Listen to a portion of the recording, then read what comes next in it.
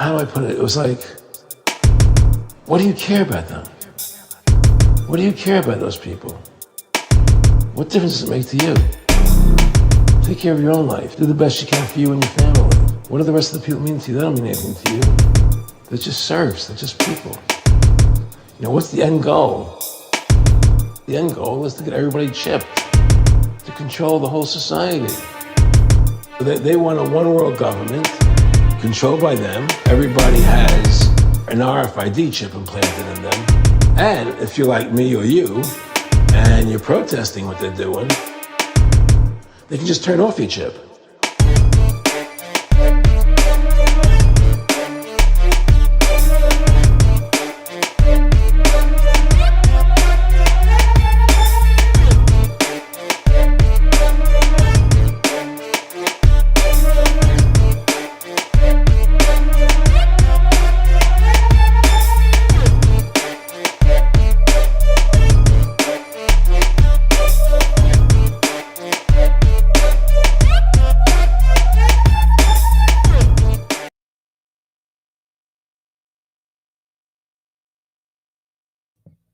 One, two, 1, 2. Welcome back, everyone. It's Friday night, and you know what that means. We're here live from Rise Above HQ. Welcome back. Rise above, generate, rise above, extinguish fear, rise above, abstract.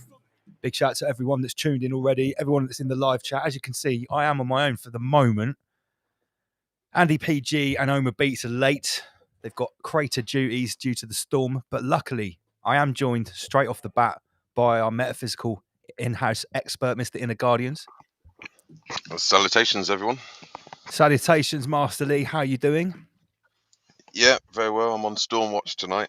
Stormwatch, yeah. I think a few of us are on Stormwatch. I've been on Stormwatch all day at the yard, battening down the hatches.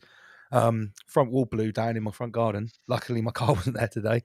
I tell you what, straight away, let's just welcome Dom from Sheep Farm, because it is a collaboration tonight. Let's say hello and bar to Dom. Now then, guys. How you doing, mate? I'm all right, yeah. Hello to everybody. Hello there. Is Chris joining? There's a bit of echo on your Lance, or repeating, yeah. You've got repeating? Yeah. It just started. Yeah, you sound a bit quiet as well. You do sound a bit quiet. Let me boot you out. We shouldn't have that. How about that? Is that better? Yeah, there's like a delayed echo.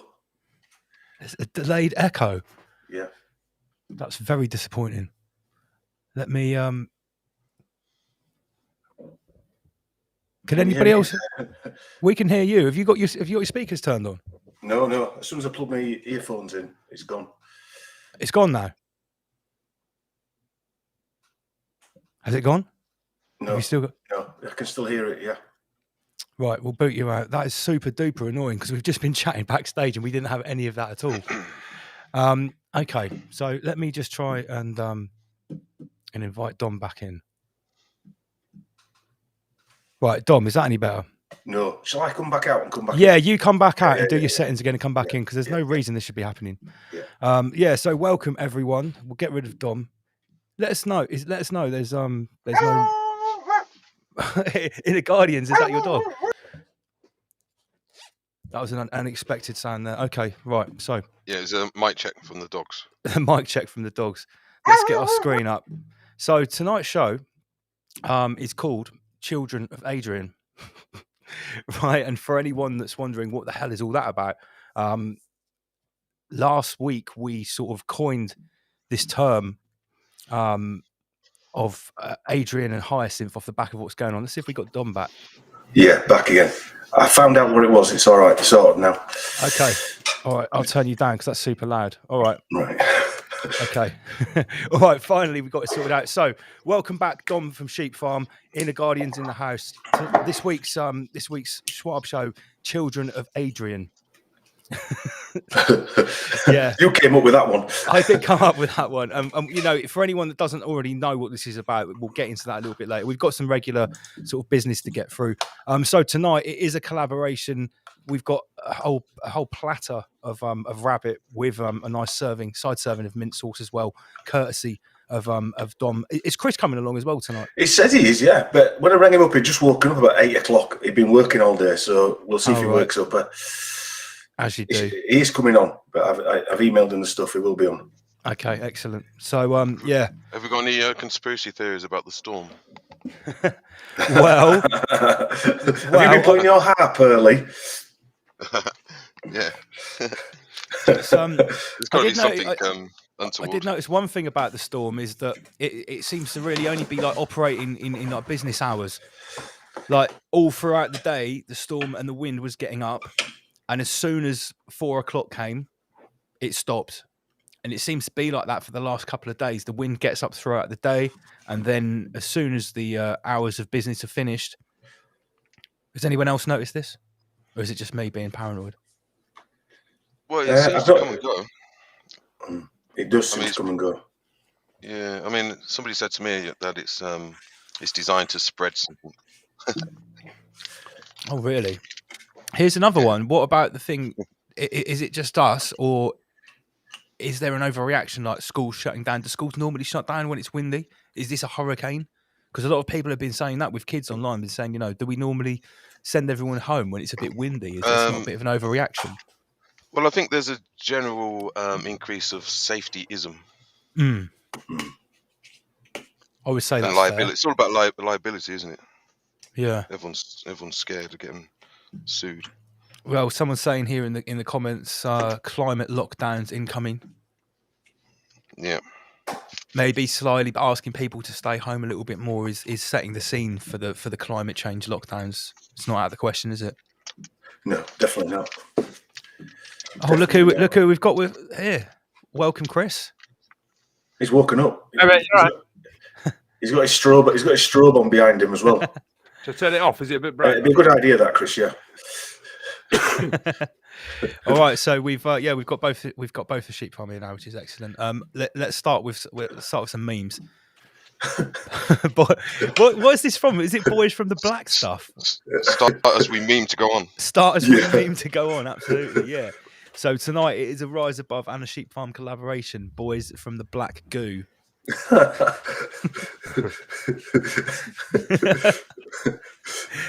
Look at the way Andy PG is looking slyly across at Master Lee's like, what's he doing? It's a good one. I like this. And someone also came up with this. It's some of my lyrics from my song Rise Above, generate, rise above, extinguish Britney Spears. And I've got a fire extinguisher extinguishing a sheep with a Britney Spears Facebook profile picture. I don't know. If you're new to the show, you're probably looking upon this like, what the fuck is this? But if you've been watching for a while, this will be right up your street. And here's this one's been sent in. This is from Future Ghost, actually. This is a Rise Above and They Live, that cult film. They Live collaboration. It's the Rise Above sunglasses, £33 a pair. Don't you think that They Live? It looks a little bit like that place, Ottawa now, doesn't it? Where they raided that tented village in They Live. I see all them police there today. Yeah, right. Yeah, just reminded me of that. What's up? In Ottawa, there were loads of riot police have rocked up. A bit of a standoff. And that reminds me. Is it Chris Sky? He says, and if you are protesting, they can turn off your chip. Yeah, he says that, doesn't he? But he said it years ago. Yes. It's on the entrance on the Rise Above. Yeah. Oh no, that's not Chris Sky. That's Aaron Russo. Aaron Russo. Yeah. Okay. Yeah. That's like a premonition. Yeah, absolutely. Definitely. He didn't live long after he said that. I think he was dead within 6 months of doing that interview with Alex Jones that we recorded that clip from. Yeah. Okay, I thought it was Chris Sky. Is there any news of Chris Sky in Canada? Locked up. I haven't heard about him for a while. I do know that he was arrested on some attempted murder charge or some gun charge not long ago, and I thought, oh right, yeah, that sounds about right. Definitely trying to go after him. But yeah, it's getting quite serious in Canada. I've got a clip which I'm going to show in a little while about a rather disturbing sort of turn of events. Anyway, yeah. Well, you would have thought he'd be more vocal at the moment with everything being about. Well, you'd expect Canada. to see him everywhere, wouldn't you? Yeah. If he's still about, you'd expect to see him all over the place with what's going on at the moment. Can we find out? Yeah, I think we probably should. Anyone in the live chat, if anyone heard or seen of Chris Guy recently, we've had him on the show before. He had a lot to say. He was super vocal and super active, last year. Yeah, what's happened to him? Maybe he changed his name Yeah. again. Yeah, maybe he had to disappear. So quick plug for t-shirts. I can see Chris hasn't bothered to wear his t-shirt that I sent him, unlike Dom. What's the excuses? What's the excuses? Come on. The excuses I've got it. yet. I ain't got it. Oh, you haven't got it yet. Okay, No. I apologise, Chris. I apologise. What happens is, Lance, right? People are sending stuff, right? They're sending bottles of wine and all sorts of other fancy stuff. I get nothing, right? It all comes to my house. He just rocks up and talks and makes everybody laugh. And then I have this box of goodies waiting for him. Yeah. I've got an ashtray for you, actually, Lance. They haven't sent to you yet. And I've heard about this mythical ashtray. Yeah, I've been massively busy with them. I just haven't had time to make it up. I ring him up and he's painting Dracula teeth and stuff like that. We're always short of ashtrays in the studio, mate. We're always short of ashtrays. I literally manufacture ashtrays, yeah. Dom sent me your address, and I'm trying to get. I wanted to get around to sending you one this week, but I've been so busy with them. It's unbelievable. Which is fantastic because a lot of them massive demand for ashtrays at the moment. Yeah. I mean, and a lot of sheep farm people have been buying them. The guy Steve today was texting me. There's a few people bought them. Brilliant. I'm going to make a sheep farm clock. That's what, mate. And then maybe a sheep farm ashtray even. And I can make you guys a rise above ashtray if you really. I would love a rise above ashtray. Speaking of you might be waiting about a year. You might be waiting a while, but I'll do it. Speaking of merchandise, don't forget riseabove.news/shop. All the t-shirts, all the hoodies, stickers. We've got more new stuff coming soon as well. Hey, maybe we could start a little franchise of your ashtrays on here as well, Chris. For you. If you can't keep up with demand, maybe we can help distribute your ashtrays for you. And remember, when you buy a t-shirt, all of the profits go towards supporting our glorious stream comrades. And Rise Above will always be free, but it does cost us money. So every t-shirt and every hoodie is much appreciated. Apart from that, it's a massive middle finger up to the Soviet Union when you wear one of these t-shirts. Yeah. I'm thinking of having some merch. Maybe option 3 baseball bat. Some nails through it. Some nails sticking. Yeah. 33 nails. Baseball bat. The option 3. Yeah. The reasoning stick, as we used to call them. Master Lee's metaphysical reasoning stick. Yeah, that'd be a good one. That, yeah. Tickling stick. 33. Ken Dodd's tickling stick. It just happens to have nails in it. Yeah. Okay. You can only use it once. Yeah. Single use. Yeah, single use. Here is an epic piece of work from one of our new memesters, Rise and Shine. Meanwhile, Sheep Farm are doing their next bit of research for Meet the Flockers. That's a big book, Dom. Not as big as your nostrils, Chris. Do you know what really cracks me up? Is the little walking stick. Why do I look like Charles Dickens? I don't know.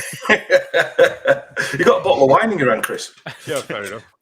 Yeah, massive shout to Rise and Shine on our newest memologist, memetician, or whatever you want to call him. Yeah. Very powerful. Is this covey art? I would say this is covey art, avant-garde sheep farm covey art. For sure. Well, it's one of them giant books, isn't it, on John Levy? Yeah. John Levy's videos recently have been really good. He started to go a little bit further. He started to zoom out a little bit, because I thought for a while he was zooming in a lot just on buildings, like looking at buildings over and over again. But now he's started to look at the bigger picture a little bit more. Did you see the other channel he mentioned, Lance? Wise Up. He mentioned a channel called Wise Up, and it's an English guy doing similar stuff to him. And I had a look at it, and he does some great stuff as well. Oh, really? I didn't hear that about that one. I'll have to check that out. In one of his videos, he just mentioned he goes, I got this from Wise Up. So I looked at him on YouTube, and he's got like 4 years worth of videos. Very similar to John Levy, but he's English. I think he's Northern. Right, sweet. I'll have to check that out. Maybe we can get him on. Andy PG's just landed. Yeah, he'd be a good one to get on, actually, Lance, because he's got about 60,000 subscribers on YouTube. Sorry, I'm late, guys. All right, sweet. Okay. Yeah, you're probably going to get loads of new subscribers coming over from America, because I've been on Bro Sanchez channel, which has got over 100,000. Have you? Have you been interviewed on there? No, I'm just on the panel there. I've joined the panel, okay. So yeah. Well, mate, our views are going up quite steadily, so it's probably the number one syncretist. Out of all the syncretists, I probably respect him the most. So what's his name? Bro Sanchez, but he's not everybody's cup of tea. It's Bro very, Sanchez. very kind of American centric, but Is that on YouTube? So. Like, where is it? Yeah. Bro Sanchez. YouTube. Bro Sanchez. Yeah. He does another like 7 hour. He can do like 14 hours a day. Really? Yeah. What? Someone beats us? Someone goes longer than us? That's what I was thinking. Yeah. I'm disappointed now, Lance. Not on our patch, mate. Not on our patch. No, who have I shared this week? 434. You know the channel that I shared on Facebook, Lee, and really upset some Christians. Yeah, to answer one of the questions on there, I've not listened to that channel before. I've only listened to 2 videos since you put that up. Mate, he's really there's good. a lot of similarities with, but he uses a lot of the law of one. I'm not going to say I'm not going to lie, and I don't agree with everything that he's saying, but that's not a problem. It's sure. syncretism at the end of the day. Yeah. And he gets a lot. Well, he says he gets a lot of his information from the entities that he met on the other side, the machine elves, that when he's been doing large doses of mushrooms and DMT. And you know, everyone can say about that what they like, but I mean, what the guy's coming out with is very, very coherent, and it's very in tune with the law of one that I've studied as well. So yeah, 434 is another good channel. Right, more memes. Right, this one has also been inspired by Dom and Chris, because you've got a saying about a 3-dart finish, right? Yeah. Okay, Dom coined that one. Yeah. Okay, so Masters of the 3-dart finish. This is who's this from? This is from Sagehead. This is Sagehead's work. So yeah, we've got Health Chancellor Gates. What's the name of the dude in the middle? That's the Pfizer CEO, isn't it? That Pfizer guy, is that what's his name? Yeah. Balfman? I forget what it's called now. Yeah. He who said his spear doesn't work, but you need to have 3. Yeah, it's so good. You've got to take 3. So yeah. Masters of the 3-dart finish. I like Bill Gates' shirt. Well, it's like I was saying the other week. These characters, they're selling products that don't work, so they have to sell them as a corporation to the government. Yeah. Because then the government buy them on your behalf. Because they just never work on the free market. No, they're not viable. No, it just don't work. Yeah. Who Well, they do them? work, but not in the way we think they should work. But they might not work. However, they've been very cunning, and they've hired a whole army of people like this to tell you that they do work. Right? So here we are at Full Fact. We are completely independent, sponsored by Full Fat. Yeah. Full Fat Facts. Yeah, so this is more epic work by Sagehead. We've got all of the sponsors: Nestle, Wellcome Trust, the UN, Belinda Gates Foundation, Amazon, World Health Organization. It's all there. Monsanto, Black Lives Matter. Yeah. Monsanto buyer. Monsanto. He's even got the LGBT rainbow pants on. Of course. Yeah. Why wouldn't you, Chris? Why wouldn't you? Yeah, of course you're going to wear them. I've got them on now. Just yeah, I've got rainbow underpants on. Dom's got the guy in the middle. Oh, I shouldn't say guy, should I? The bearded lady. The bearded lady in the middle. That's actually a real character, isn't it? Is that the gay Muslim? Oh, is it what? Are you saying that? Are you saying that person doesn't normally wear the rainbow trousers and the headband, or is that they do? What is? No, they do. I think it's. I'm sure I've seen him before somewhere on the video. Is a gay Muslim activist. Oh, what, like an LGBT Muslim activist? Okay. Yeah. Gay Muslim, of course he is. Interesting. You know, if he were a top trump, he'd have every score, wouldn't he? Yeah, You'd want him as your top trump. Every box has been ticked. Yeah.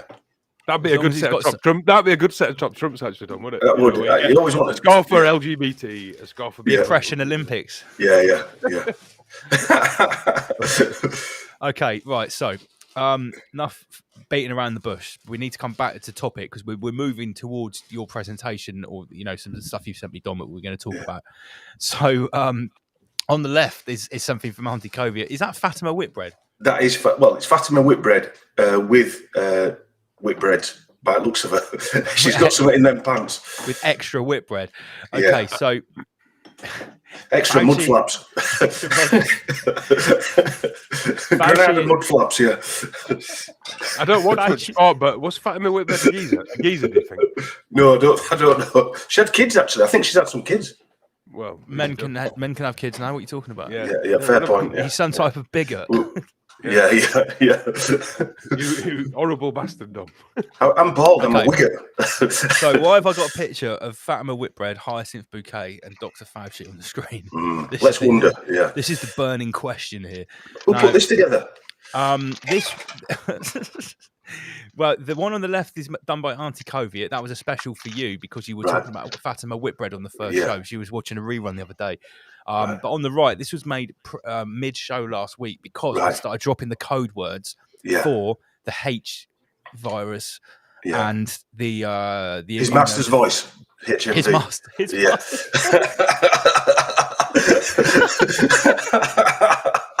Master's virus. Okay, so hyacinth is the code word for that, and Adrian is the code word for the autoimmune disease that comes from hyacinth, apparently, allegedly. Autobot. Autobot. Yeah. So we had this one drop mid-show last week. Mr. Fauci is basically saying, meet my old friend Hyacinth, right? Now, since we talked about this last week, the story is obviously it's developing. I've started to ask normies, like, have you noticed that HIV has been injected into the news sphere? And people that have noticed, people that aren't on board with what we're saying, have already noticed. I've checked. Yeah. We've seen things like this appearing. Get your free hyacinth test. Yeah. Yeah.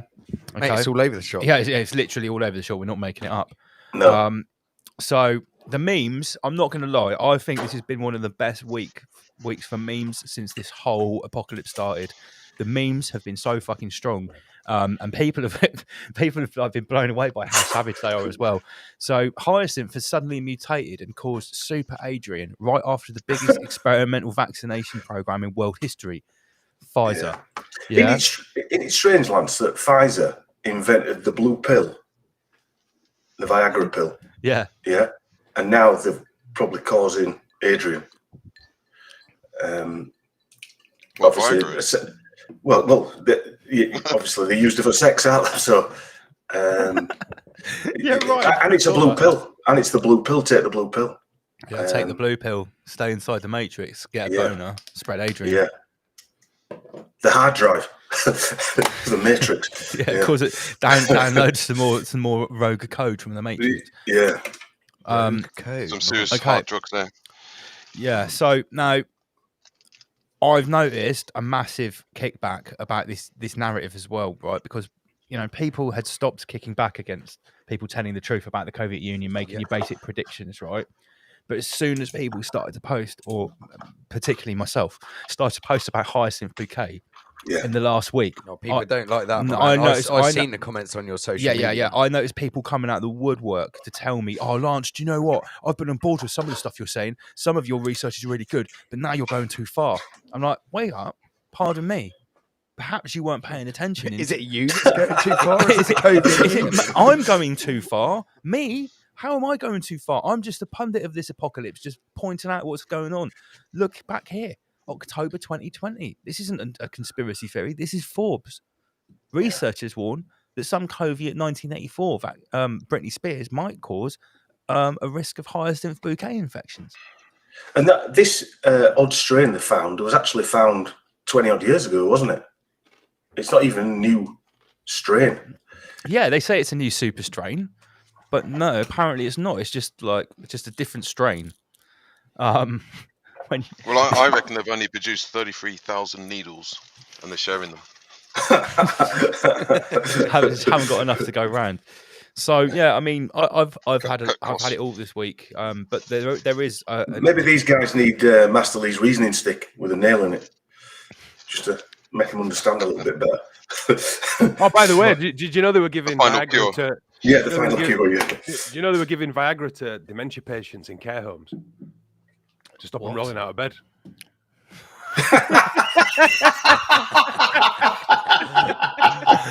And they say we go too far.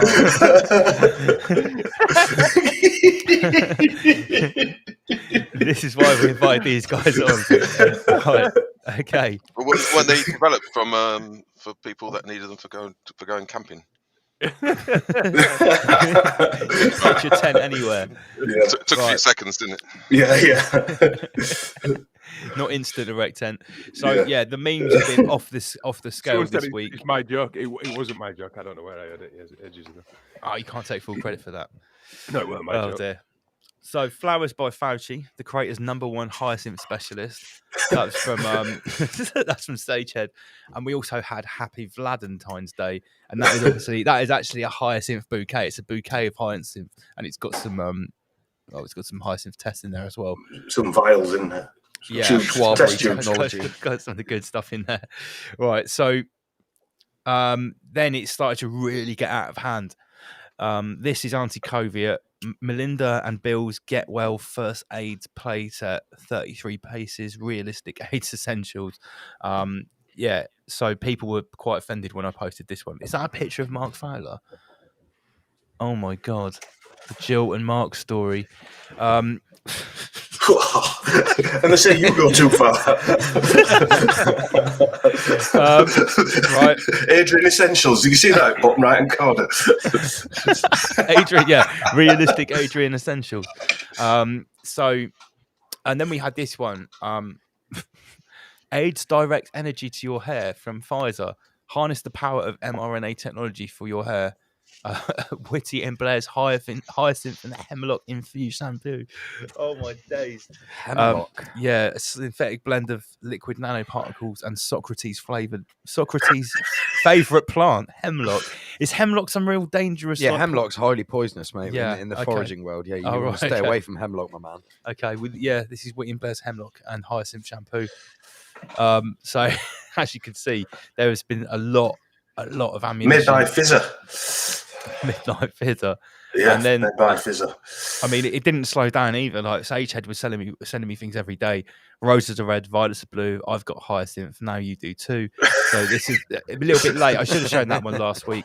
And yeah, the gift that keeps on giving with a hidden hyacinth inside the little Britney Klaus vial. Schwab looks like an upside down knacker, doesn't it? An upside down knacker. Do you know how, that stretchy bit under his chin? Yeah. His little turkey gobbler. Yeah. Yeah, he doesn't look like a well man. We've got a good video of him coming up soon. Well, later on. Awesome. So yeah, I mean, it didn't slow down. Darth Vader.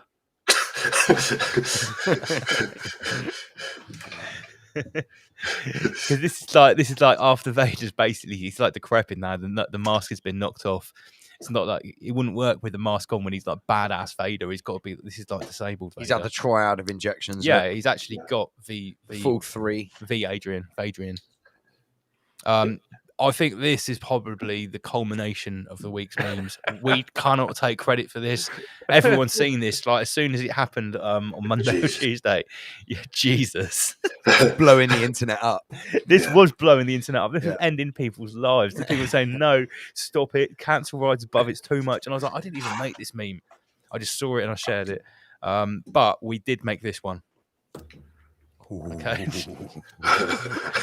Fresh pandemic. All right. Okay. So the Fresh Prince. Yeah. Mark Fowler is the fresh pandemic. Just to quickly put the question out there: does anyone actually know anyone who's perished of the Adrian? Anyone who's got Adrian? Do you know anyone who's actually died of it? No. I mean, I remember it coming out in the 80s, and I was terrified. I think my mum had a gay friend that died of it in the 80s. Really? Right. Yeah. Well, I mean, I was only a little kid, so I don't really know if that's true or not. No, because I mean, I was 15 when it came out, and John Hurt did his dramatic advertisement with that big gravestone going "Fadunk," And they did the same map that they do now with the scam. And the rumours were you could catch it off the toilet seat. Well, I remember at school, if someone bled, they said they had to cordon it off, and it was scary shit, man. It was frightening. I remember when Mark Fowler got it on the EastEnders, and like it was the big thing because this was within the early 90s. So I believe he was the first person on UK TV, you know, like a fictional character to get it. Yeah. And if Did he Nick sat Cotton down, get no, Nick Cotton didn't get it. No, or maybe he did towards the end. I don't know. That's true. But I remember when Mark first got it, he sat down at the dinner table, and Arthur Farrell was like, he wouldn't even sit at the dinner table. He's like, no, I don't want to catch it. I want to sit with him. I want to share a dinner plate with him. He's got it. Like that, you know. And it was obviously, you know, all the ignorance and all the taboos had to be sort of like put out on the table for everyone to look at. It was EastEnders, you know. They were doing the big Hyacinth story. Yeah, I remember it like it was yesterday. Mark Fowler's got Hyacinth. I remember going when I was at college. So then, you know, it started late 80s. Then I went to college, and I remember my mate saying, "I ain't got lead since AIDS came out." Do you remember the boxer Tommy Gunn? He got it, and then he got Hyacinth, and then he couldn't box. Then he tested negative, and then he got his license back to box, and then I think he died from it. Oh wow! Right. I remember who was the basketball player who got it? Magic Johnson, and the joke was that he was he was the first person to ever basically beat it. And what was the South Park joke? How'd you do it? Oh, just shitloads of cash. How'd you beat HIV? You just have loads and loads of money. But yeah, I think he was the first person to basically beat it. That's what Tommy Gunn did, because he tested positive, then tested negative. I believe that happened a few times. I know. That's all in the testing, guys. I've seen the testing video that you two guys put together. That's about 45 minutes long, interviewing all of those Hyacinth experts, and they're basically saying how the test isn't just non-standardized; it's completely non-standardized. Like there are no standards whatsoever. There's nothing agreed on between different manufacturers. Lo and behold, most of the people in that video are probably dead now. Yeah, a long time ago that video. But, well, if they were still alive, they're probably on that plane that went to Malaysia and never came back. I mean, we've got Tom Hanks to thank for the fear mongering in the start of the 90s, haven't we? Because Philadelphia. Yeah. He's been in every one, hasn't it? Forrest Gump for autism. Lots of different films that start off these propaganda roles. I think we went through his videos, his films, Dom, and every one of them is a propaganda machine. Every single one of them. Yeah, wasn't he one of the first celebrities to get Divock? Yes, he was literally the first one, and it was a big thing that all of the others. I remember it when he was in Australia. We felt like the world was under siege, and all of the other stars were posting about Hanks and like, oh, if Tom Hanks goes down, we all go down. If he survives, we'll know we'll be okay. It was like the whole world was resting on whether Tom Hanks dies with Divock or not. Yeah. Weird. Yeah, really weird. Okay, what's next? So no shortage of more techno schwabbery to do with Britney's.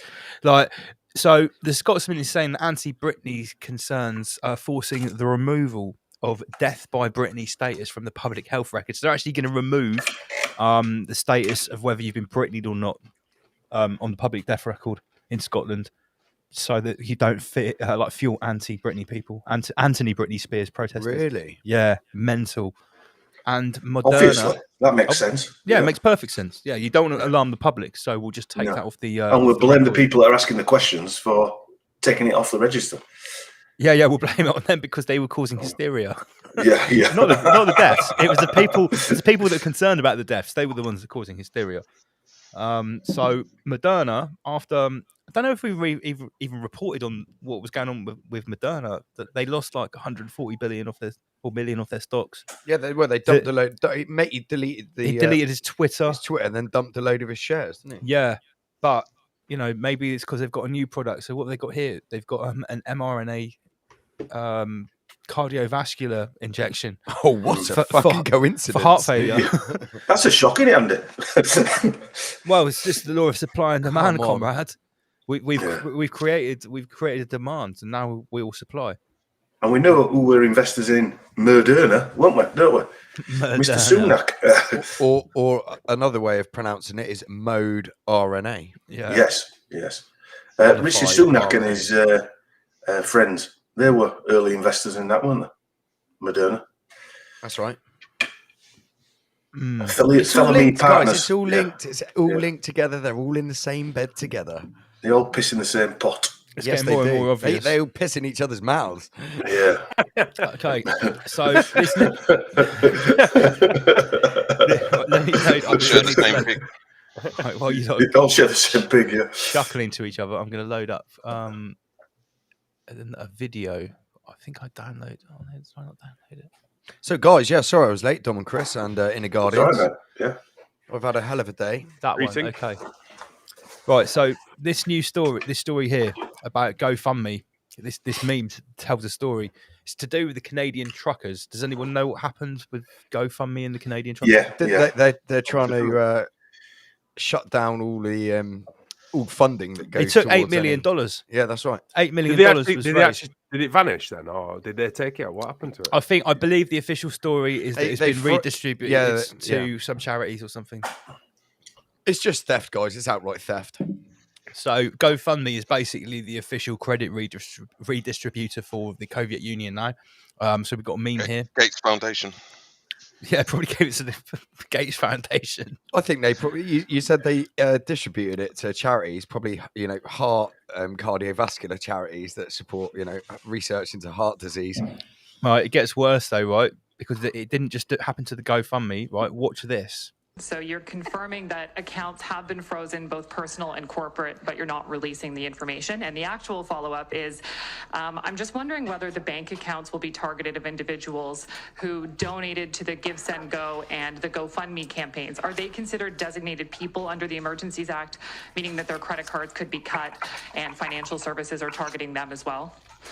Okay, so the names of both individuals and entities, as well as crypto wallets, have been shared by the RCMP with financial institutions, and accounts have been frozen, and more accounts will be frozen.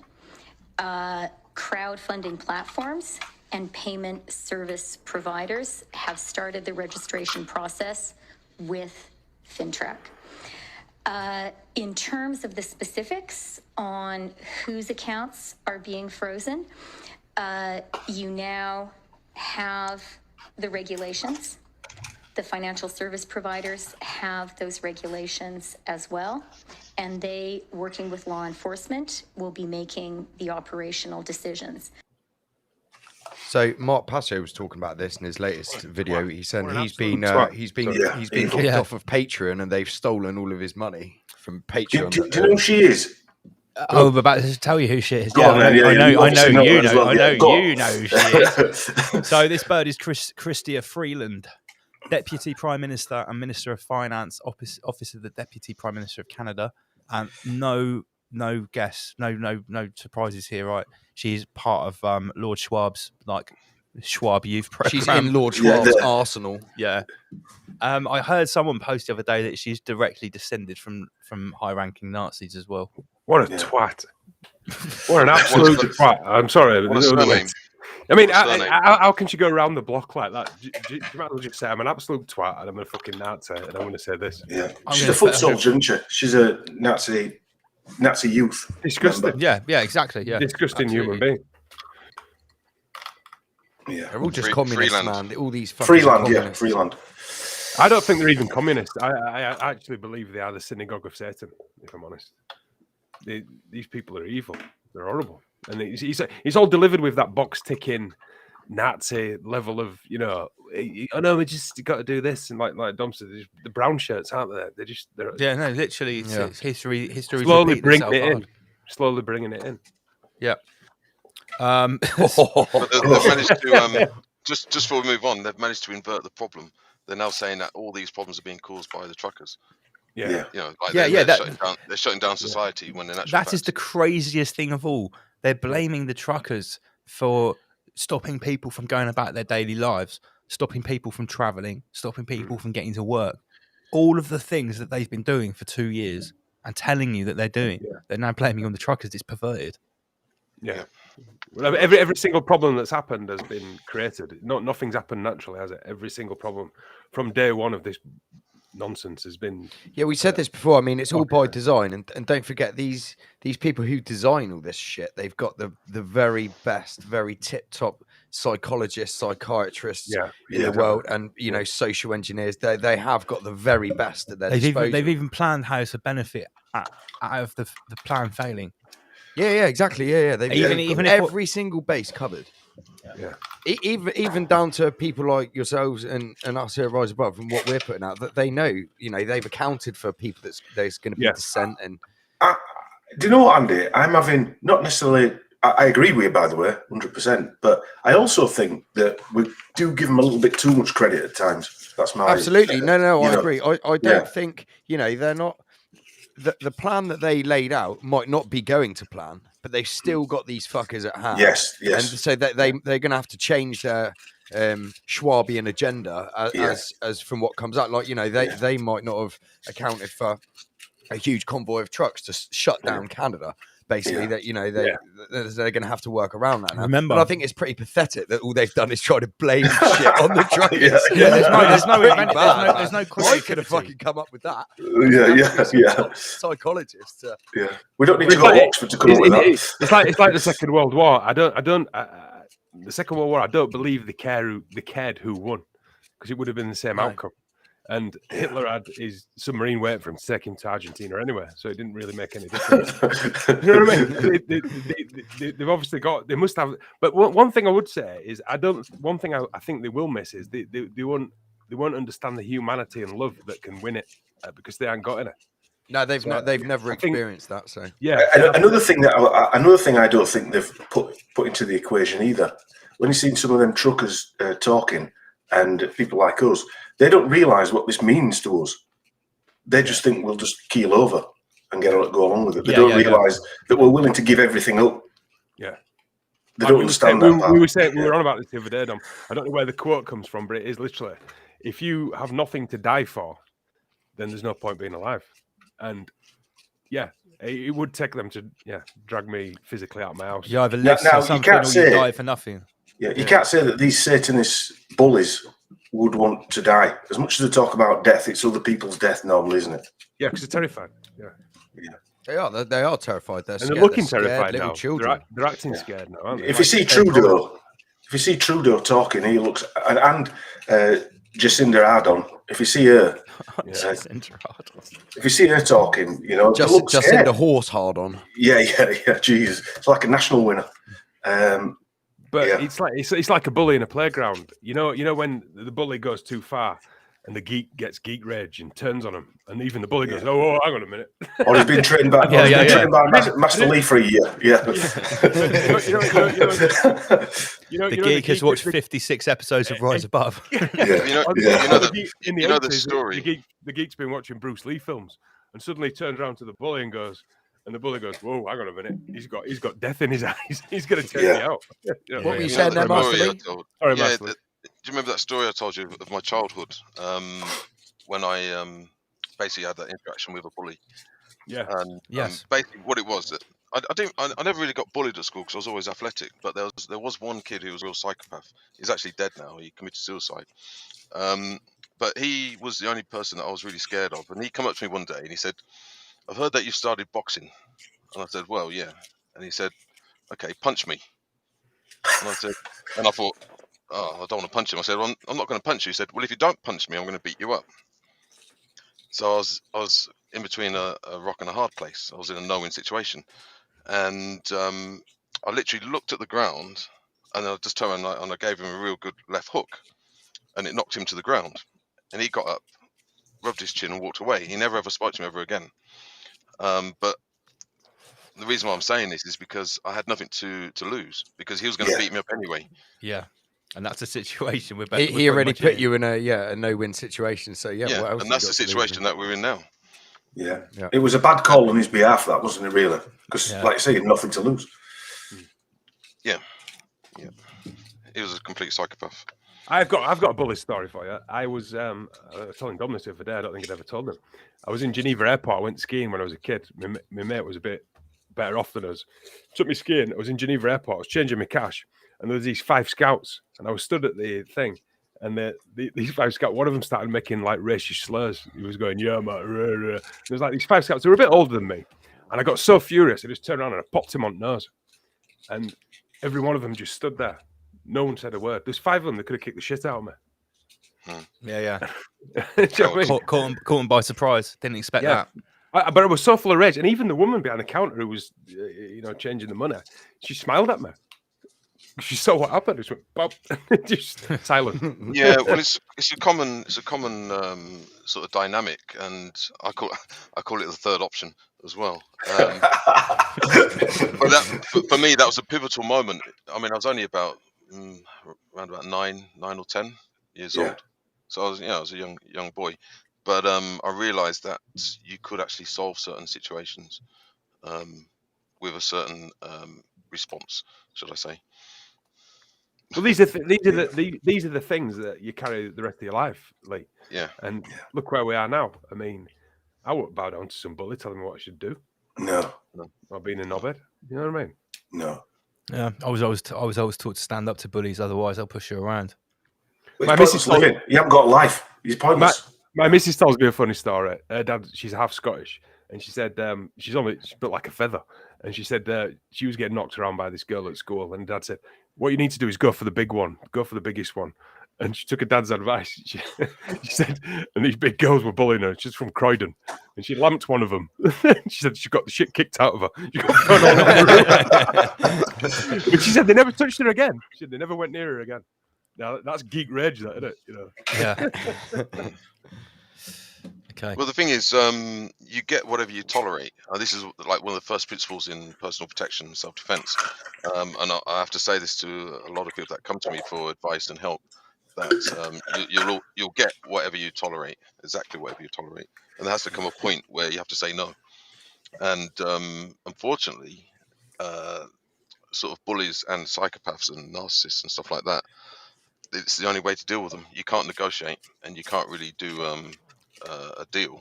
They have to only respect you because they know that there will be consequences. Simple as that. Yeah, for people that prey on weakness, you can't display any weakness. No. To avoid being preyed upon, it's really that simple. But it all starts. It has to start with a state of mind, and this is something that I always advise people on. That it's not necessarily your actions; it's literally your state of mind. The ability to say no or stop is a state of mind, primarily. I do love that, Lee. That thing that you do where you, obviously you used to do mashes about you get attacked every day, and you do get attacked every day, don't you? And I've talked to the Dom about this. There's some people wander around being knobheads all day long. They upset 10 people a day, and non-physically, you mean? Yeah, that's what I'm talking about. Yeah. You mentioned on our podcast, that non-physical attack. I never actually thought about it like that before. Which is, you get attacked on a daily basis. You're at work and someone goes, and it's just learning to deal with it. Slow grind. Yeah. What's the Chinese saying? Death by 1,000 cuts. Yeah. Yes. Yeah, that's right. Yeah. And you can get nice people who just get depressed, and their life becomes horrible because you've just got these assholes wandering around just slicing one cut at a time away at you. You know what I mean? Yeah. And you got like the passive aggressive approach as well. Yeah. This was one of our first conversations, me and in the Guardians. Yeah. Can you have that in my inbox by Monday, if you don't mind? It's all delivered with pleasantness. It's really just screwing you up, isn't it? Yeah, putting pressure on you. Yeah. It's making you feel like shit. I just got thinking about it because my missus was saying, for it, just as an example, someone sends an email and they say, Mrs. was telling me this story, as you do when you talk about work. What is this guy's email? What's this guy's address? And another guy just sends back the name, knowing that it means that she's got to look for his email address and his address and all that. And you just got these people who just go around. And if I do one thing that I think upsets someone once in a day, it really bothers me. And some people just do that 10 or 20 times a day. They're harvesting energy. That's what they're doing. Yeah. In essence, just negative energy. Social vampires, as Jason Jackson said. Yeah, social vampires, parasites, or social parasites, whatever you want to call it. But well, you talked about egregores, Lee, didn't you, at one point? Yeah. Okay, let me move on. So, does anyone remember the Olympic ceremony in 2012, where the opening ceremony it was, and it shows some really weird stuff that seems to predict some stuff that's going on now? Does everyone remember this? Yeah. I don't need to show pictures of it. Does anyone see the Super Bowl this week? The Super I didn't Bowl watch it. halftime No, show. I haven't seen it. No. Well, like the London or whatever Olympics, it's a ceremony that draws a lot of attention, right? The Super Bowl halftime show. So this is what they were showing. Yeah. Right. I did see that bit, but not the show. This is apparently a scene of downtown Compton. And anyone that says that this looks like concentration camps or Agenda 2030 FEMA living camp, pods yeah. is a conspiracy theorist. Wow. So this is downtown Compton. Apparently this show had 7 million poured into it by Snoop Dogg and Dr. Dre personally, or something like that. But when I looked at this, I saw things like this. Wow. Right? Yeah. Okay, so now some of this is actual concentration camps. I believe these are Chinese covert boxes. And these are Chinese ones too. But is it just me? Dr. Dre's worth $500 million apparently. Didn't he sell? I think Beats headsets, didn't he? Beats. I thought it's worth like a couple of billion now. It's been bought by Apple. But yeah, I mean, when I saw this, because when this amount of attention is being focused on something, right? You've got to ask yourself why. Yeah, you have to ask yourself. Yeah, same as the 2012 Olympics ceremony. I mean, what the fuck was that? Well, apparently it was things from British history, like Mary Poppins and stuff like that. There was, there's an official explanation for everything. Looked like a big giant Divok chasing a load of children to me. Yeah. Wasn't the one where that bus opened up in Beijing? And there was there was a number of umbrellas spinning around, and it was the same amount of people that had died in the London 7/7 bombings, and there's loads of stuff. Yeah. So I thought I'd just mention this because I saw a video. I mean, that's exact, isn't it? That's exact, is that? It is exact. I saw a video a while ago. I don't know if I sent it to you, Dom, and it was of a previous Olympics, and it showed like human blood cells, and then this black stuff taking over the human blood cells. Do you remember? That was a 2012. That was a 2012 one, wasn't it? No, it wasn't. It was even earlier. It was earlier than that, Dom. Right. It was earlier. Remember, because you said, "Oh, it can't be that one because that wasn't an Olympics." It was like 2002 or something. It's similar to that CERN thing, weren't it? That strange CERN. But they had blood cells and black stuff taking over the blood cells. Yeah, but here's an interesting thing, Dom. You know what you're talking about? The opening ceremony of CERN that had all the. Well, if you search that now, it's not the opening ceremony of CERN anymore. It's at the Gotthard Tunnel. Yeah. Seriously? Yeah, I'm telling you. If you ever get to see that now, it is not the opening ceremony of CERN. It's the opening for the Gotthard Tunnel. They've changed it. I don't know if this is Mandela effect. No, the tunnel's a different thing in it, lads. The tunnel is a different thing. But what I'm saying is this really weird opening ceremony that loads of people have seen that have got like Baphomet characters, etc., etc. When we first saw that back in 2013 or 14, it was labelled as the CERN opening ceremony. Right. Go and look at any video of it now. It will tell you it's not CERN. There's even fact checkers telling you it wasn't the CERN opening ceremony. It's for the Gotthard Tunnel. It was nothing to do with CERN. So I don't know what's going on there. If it's a false memory syndrome, because those dancers seem similar to the Extinction Rebellion crew, don't they? Very similar, yeah. Sort of like neo-pagan. Yeah. Who were funded by all those oligarch billionaires. Yeah, the same ones that they're supposed to be against the ones that are like polluting the planet, aren't they? It's mental, isn't it? Absolutely insane. Yeah, is it insane or was it all a dream? Oh, they're well funded. Was it all a dream? Started coding Microsoft at 17. There's no place like home. There's no place like home. Someone's put in the chat. It was the Barcelona Olympics 1992. Ah, right. That one you were on about, Chris. Yeah. Right. Someone just wrote it on the chat thing there. Yeah. This is one of the things that makes me it doesn't make me laugh, but it kind of makes me laugh when people have a go at me about being an occultist or a de-occultist, and they don't realize that everything is occulted. So all the music, all of the arts, all of the television, all of the opening ceremonies, their lives are completely run by the occult. Yeah. So it's so occulted they don't realize it. Yeah. It's a bit like some a mate of mine was saying this week. I don't buy anything from Amazon. Anything from Amazon that comes into my company, I just turn it away. And I said, you do realise every pound in your pocket is just dirty. Everyone's corrupted, whether we like it or not. Every pound in your pocket's got the Queen's head on it, so it's definitely there. So it's all some sort of Masonic Satanism, isn't it? Whether we like it or not. We're in the system. We've got no choice. You've just got to. Well, if you go around looking at architecture, the architecture, it's all occulted. It's we're literally drowning in the occult. Yeah. I was once, just to tell a quick story. I was sitting on, because when I lived in London, I was sitting on the Thames, and I was reading the book From Hell, where the Jack the Ripper book, which they made into a film. The film was shite, but the book was written by Alan Moore, and he does a big thing where he goes around London pointing out all the occult architecture. And I was sat on London on the Thames having a pint, and I thought, but that doesn't exist anymore, does it? Then you look to your right, and there's the HSBC building with a big pyramid on top of it. And then, if you look at banks and churches, they've got some heavily, it's everywhere, but particularly banks and churches. Here's one for you. You can look at most, especially stadium sports. All of the sort of rules and the apparatus and stuff, it's all got occulted, and I would say satanistic or satanistic effects. And it's not by coincidence that it's held in a stadium, because it's the sort of harvesting of energy. Yeah. But if you take baseball, if you look at baseball, just look at you don't have to do it now, but later on, look at the symmetry and the geometry of a baseball field. And then if you look at basketball, what have you got? You got a ball, you got a ring, the rings of Saturn, and then you got the net. Would it be right in saying, Lee, that the baseball? I don't watch sport, but the way they run around is that not like literally the Masonic compass and square?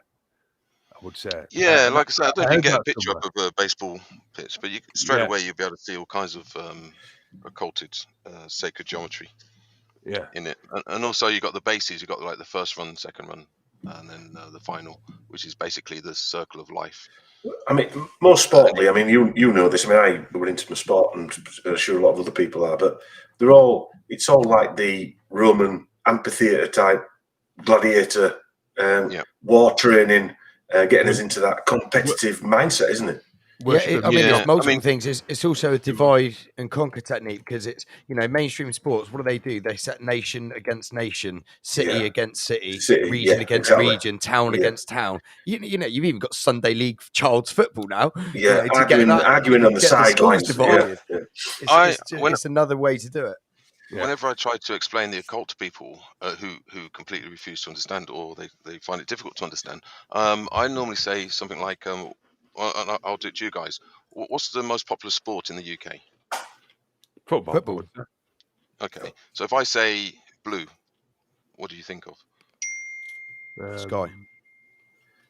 No, in soccer. Chelsea. Well, Man City or Chelsea or Everton. If I say red, I know that. I don't even watch football. Man United. Yeah.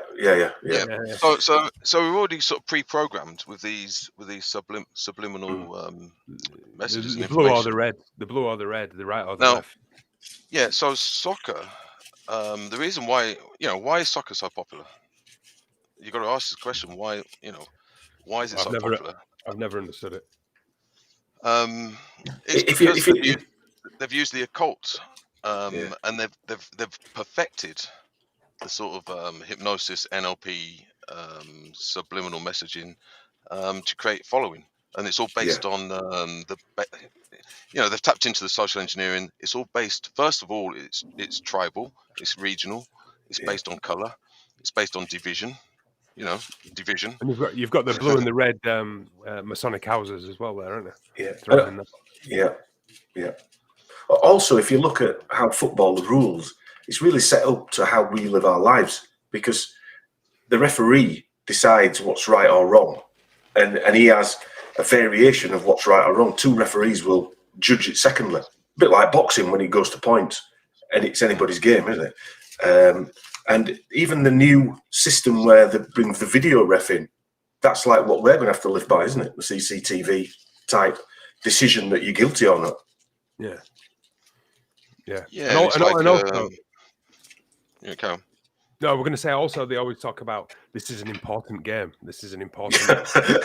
None of it's important, is it? I mean, I fell for that. I fell for that in a different way, which is who does it actually benefit? Nobody. Nothing happens, does it? The controllers. And like you think of the energy involved with the spectators, they absolutely fucking love it. Yeah. Also, the stadium energy has to be some kind of drain. If you looked at that from above, with some through different lenses or energy viewing material, you could see the drain coming from there. We've discussed this before, and I think Godvast mentioned it as well, that there maybe some kind of amplification. Yes. Well, they are amphitheaters. They are amphitheaters. I would say it's more they're landing portals. So it's not the taking of energy. It's actually the receiving. So there's certain non-crater entities that can arrive into this realm. The parasites through that, yeah. And you was hazard a guess that they're built in some area, some ley line somewhere. Ley lines, zooming it into or receiving it wherever. Well, we don't actually understand ley lines, do we? We can speculate, but nobody actually knows. Just as a guess. No. Yeah.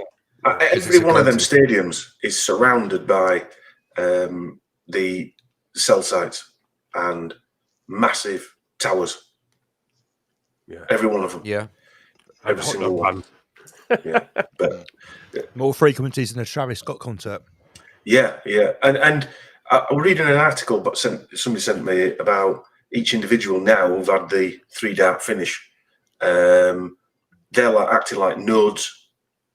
Yeah. All around the stadium as well. And amplify. To amplify the frequency or the connectivity, which is probably why we're getting people falling like dominoes in the crowd. The nano reflection tech. Yeah, I don't know if anybody watches Rich Planet. Have you seen any of his latest one? Not his recent stuff, no. You want to watch that? That's probably his best one he's done for a long time. Actually, he got his own little microscope and they've been studying the nano in the. He got some vials sent. Who's this, Dom? Richard Diol, richplanet.net. Right. Yeah. Yeah, I watched it. He's really good. Brilliant. Yeah. What, and he's examining the vials of the... of the Divock, yeah. And there's what is there? There's nano Schwabry in there? There's nano tubes.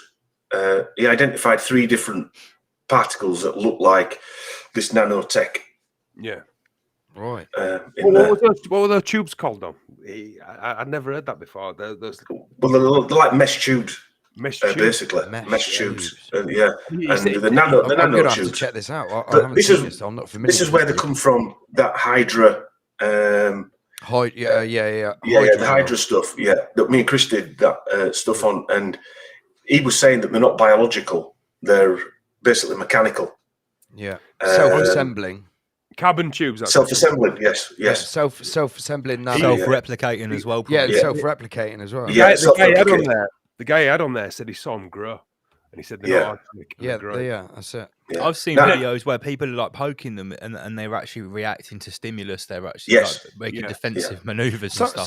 Something I haven't actually seen someone debunk in the truth movement or like whatever is, earlier on in the glorious pandemic, there was people showing videos of the Schwabian nanotech little worm things in the masks. Yeah. He goes on about that as well. Goes on about it. Right. He said they're in the masks and they're in the tests as well. And one thing I can't help noticing or thinking about, right? And I was boring the shit out of my missus telling her today. We went to see Addams Family 2 with his nipper, right? At the end of that film, they go on about the fact that they're changing the DNA. Anyway, what's the guy called, the bald guy in Addams Family? Fester. Yeah. He turns into a massive squid monster. Javid, he's called. he turns into a massive squid monster from this black stuff, i.e. this DNA changing stuff. Then he turns into this massive squid monster. Then you have Prometheus, where it takes that black thing from a and a big squid comes out. And I just thought, creepy as shit, man. Creepy as shit. I mean, you think about I haven't seen it, but apparently the latest James Bond movie is it's all about it's all about that AI and fucking you know. And what's that other one I watched from Minipper the other week? The Big Robot 6, is it? Is that it though? Yeah, nano black. Big Hero 6. Big Hero 6. Little nano. So they're putting it out on multiple platforms. They're not, I was watching Family 2. I was watching Stargate SG-1 the other day. It was like from 2008, and they keep going to these other planets in the Stargate, and they go to this one planet where these advanced humanoids turn up and offer everyone this Britney Spears that's supposed to save them from this disease that just turned up before they did. Yeah, see, look, it's out there. But it makes everyone infertile within 100 years, and then these people that just turned up are left to take over the planet. Wow. And we're watching it like going, what? Wow. And this is like from 2000, maybe 2006, 2007.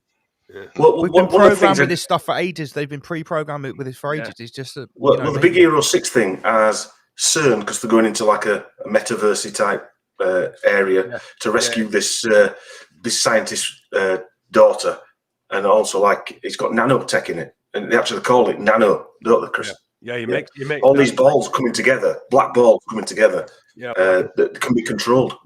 Yeah. And also, again, it's all like graphene oxide-ish esque. Yeah, it's graphene oxide. Yeah. But also, it's always the black goo, isn't it? It's always the same thing. Very black goo-esque. The nano oxide little particles that all come together and create something. But also I noticed in that film, they went to a place and they said, what does that mean? And he said, you either quarantine or you die. Right. Oh, right. Whoa. And that brings us back to the Super Bowl ceremony. Yeah. Well, I was doing a bit of research on summer, and it got me into this thing called optogenetics. And optogenetics is basically, I'll read it even on Wikipedia, it's a biological technique to control the activity of neurons or other types or other cell types with light. This is achieved by expression of light-sensitive ion channels, remember, prions, ions, pumps or enzymes to target cells. So they can control by this nano optogenetics. They can control learning, decision-making, fear memory, mating, addiction, feeding, locomotion. And so, anyway, it alters your brain function. They can control it remotely. Gosh. Yeah. Wow. So optogenetics, it's got. Who's got the right to control someone else, what they think? I mean, it's just. Do you remember that thing that I was posting to you guys this week about that guy that was writing the thesis about how covert moral sort of how can I even explain it? Basically, changing your morals using covert drugs. Yeah, that's it. Pills that are going to make you more. But moral. No, they were saying they should put it in the water system. It should be done covertly. Yeah. So everyone gets it, regardless of their level. Well, to make people more compliant. Yeah, I've got a slide on that from 1967 that we're going to put on when we do this bit of a presentation. Okay. That from the National Institutes of Health. Now, who's the head of National Institutes of Health now in America? I think the wolf. The wolf. Dr. Fauci. Yeah. Okay. So, no, back to today's subject, because we're an hour into the show now. Your 4 hours has gone out the window, Lance. Children of Adrian. Now, we've already covered the introduction of this Hyacinth Adrian sort of agenda into what's going on and how it's obviously going to be put on the table of our foregoing ill health, right? Or whatever the Soviet Union is trying to forecast into reality. Yeah, I'm going to have an heart attack or die of Adrian. Yeah, or clot shot, or a stroke. There's plenty of things on the table.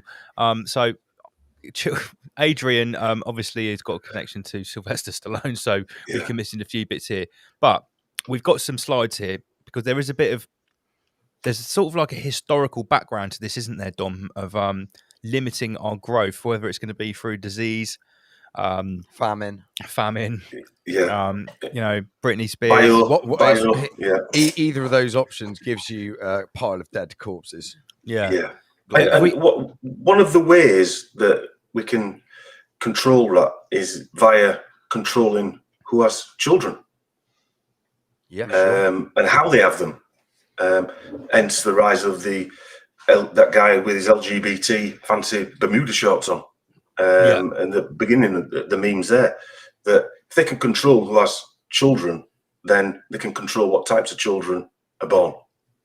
Yeah. And what better way to bring a child up than heterosexual people are too dynamic, I think, for the controllers' likes. They want to control everything, don't they? Anyway, so that anyway. Well, you Have we got a video? Brave New World there. It is, yeah. It is. Have we got? Would you suggest we start with one of the videos? Video one. Let's put on the video one. I just want to say that these presentations are sort of excerpts from research I've been doing on a sort of series called The Business of Illness, which me and Chris did a bit about the childhood arm spears. So this first video is a BBC a program that went on for about 7 or 8 minutes that I've just sort of cut down, and it's about you'll see. I won't explain it because I'll spoil it. Is it? Wow, this is number one. Okay, right. Video one. Yeah. Video one. A lot of my analysis of the future of pregnancy in the artificial uterus is based on my concern for the health and well-being for the bodies of those who gestate babies. If you're a woman of childbearing age, the most likely reason for you to end up needing medical treatment is pregnancy and childbirth. The project we are working on, which is often called artificial womb, but we call it mostly perinatal life support. Our goal is to help extremely preterm babies. I think it's very easy to be led off track by the slightly matrix nature of this technology. To be fair, I don't think that's a very accurate representation of what anyone's trying to do. I think there's always an ethical price. My job as a scientist is to make the technology and put it on the table. We are going to be capable of creating an external womb within a generation or two, and we all are going to have a completely different reaction to what it means for us and for our lives. I imagined an alternate reality where the invention of a portable external womb has been widely accepted throughout society. I worked as a bioengineer myself, so my background is as a scientist, and I suggested this as a solution. It can save the lives of premature babies. It can be life-changing for people who wouldn't otherwise be able to have a child in all sorts of ways. But there are also some huge questions. If technology replaces traditional pregnancy and childbirth, then who owns that technology? Who controls its use? Who is it going to be for? Is this something that could be forced on people? People with a uterus are generally expected to be the ones that carry pregnancies. If artificial uteruses were available to everyone, yes, I think it could really make a difference to sort of gender roles. On the one hand, maybe we would just see a much greater fluidity, but I do think it's possible that we might see things go the other way. We still live in societies where women come under heavy pressure to fulfill certain social norms and expectations. What makes the revolution is not the scientific development in itself. It's the social response to that. For me personally, I think it would be great. Jesus. Wow. First of all, would I just point out, did you notice that they showed the, what is it, goddess? You probably know more about this massively than me. They showed the, what do they call it? The goddess with the, the Statue of Liberty goddess with the fucking spikes on her head right at the end of it. Who's neither a man or a woman. And they showed that right at the end of it. And none of them. Yeah, I didn't catch right the last minute. He catch some strange stuff, does Chris? No, but that's well pointed out. Yeah, I miss explaining myself. Don't forget, all they do is they feed the subconscious. That's what they do through that statue at the end. Was the Statue of Liberty, wasn't it? Right. Which is right, that balance thing. Yeah, exactly. Yeah, same one that but it was Statue of Liberty, which is supposed to be half woman, half man, or is it a man or a woman, or what is it? And all those women who there you go. Yeah, personally, so why flash that up very quickly? Why do that? I mean, I'm in Cambridge, right, and just down the road from me, there's a building, and it's got the Statue of Liberty with a spiked horn. I mean, someone who's more sharper on this stuff than me will know what that means, but it's a man woman.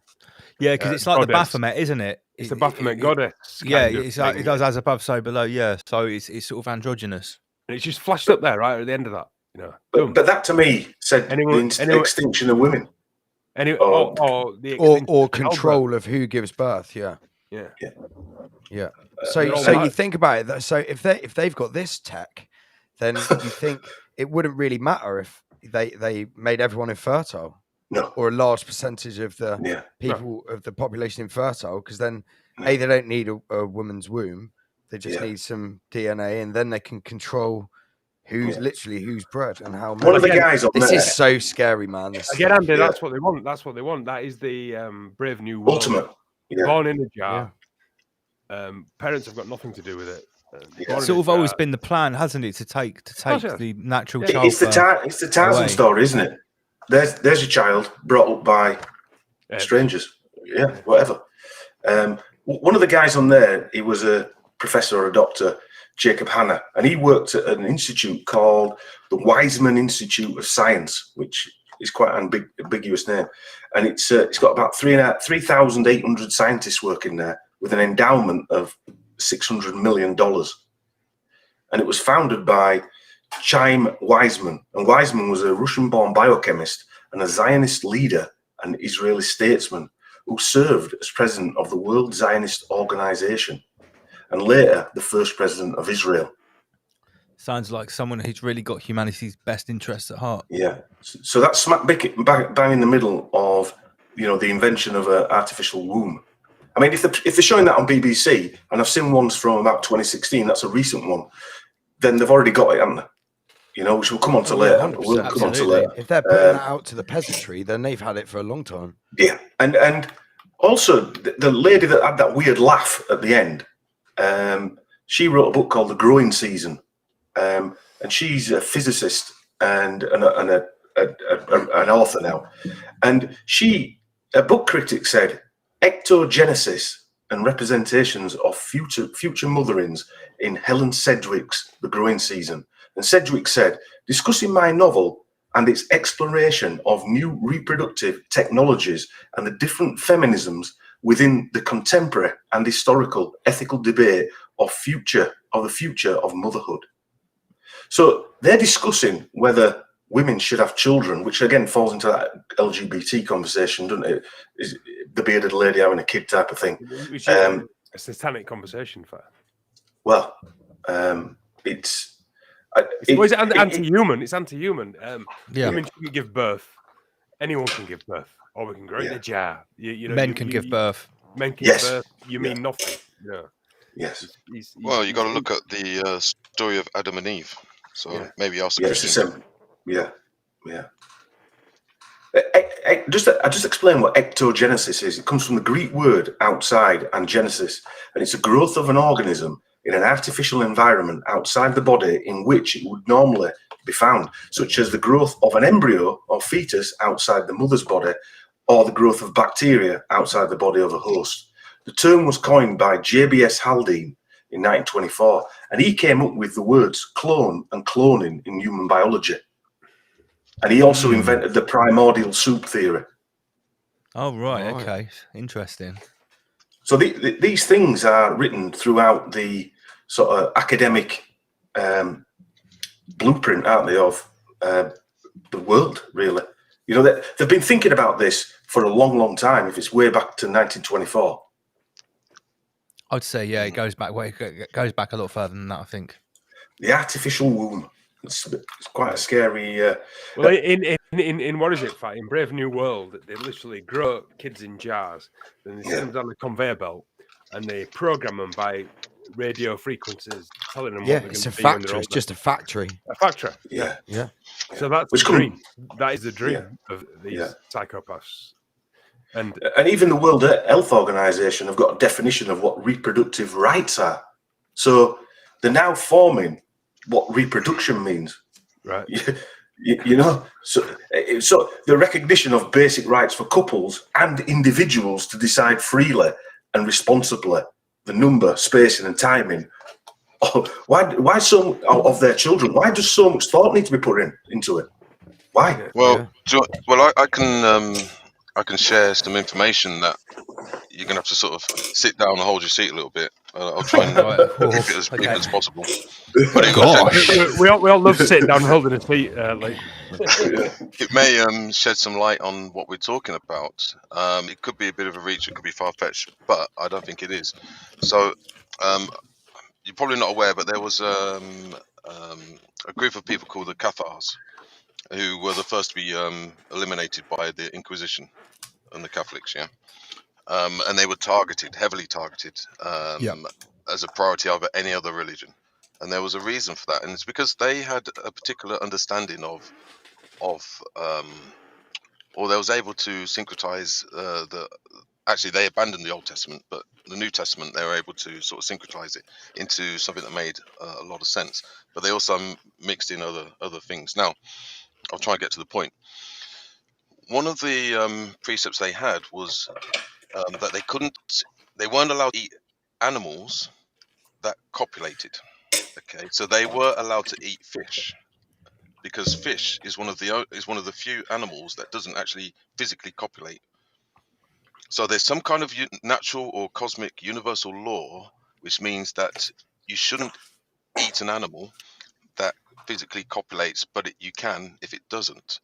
So if you were to translate this into say some kind of a harvesting of humanity. Oh my God. Then it would make it universally or cosmically lawful to predate on humanity if they no longer copulate. Yeah. Does that make sense? What does it say? It's children of men, isn't it? Yeah. Basically. Which is why we came up with the title, isn't it, Lance? Children of Adrian. Yeah. We came up, I sent you Children of Men, and you said, no, Children of Adrian. And because the HMV, right, is the thing that's one of the things that will stop people breeding, isn't it? Because they're trying to get around some kind of universal, natural, cosmic law, whichever you want to describe it as. But they're trying to kind of bend the rules, not break them, but bend them, perverse them, or corrupt them.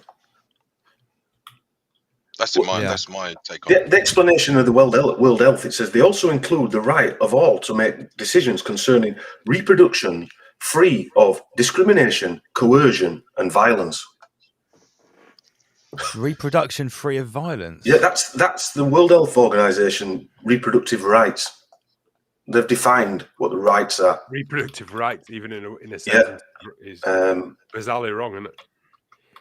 Yeah. And these, as we know, and people listening, these things are happening under his nose as well. All this shite's going on. Yeah, well, the legislation is being put into place really quietly in the background, and no one's really paying attention. They slip it in under the radar, and then you've got some distraction going on simultaneously. I mean, look at this fucking tennis player that they still won't shut up about in the media. I know. And conveniently, his name rhymes with, Divock. Yeah, Divock. You do realise it always returns back to law, be it natural law or artificial law. It has to consist of some kind of law. Yeah.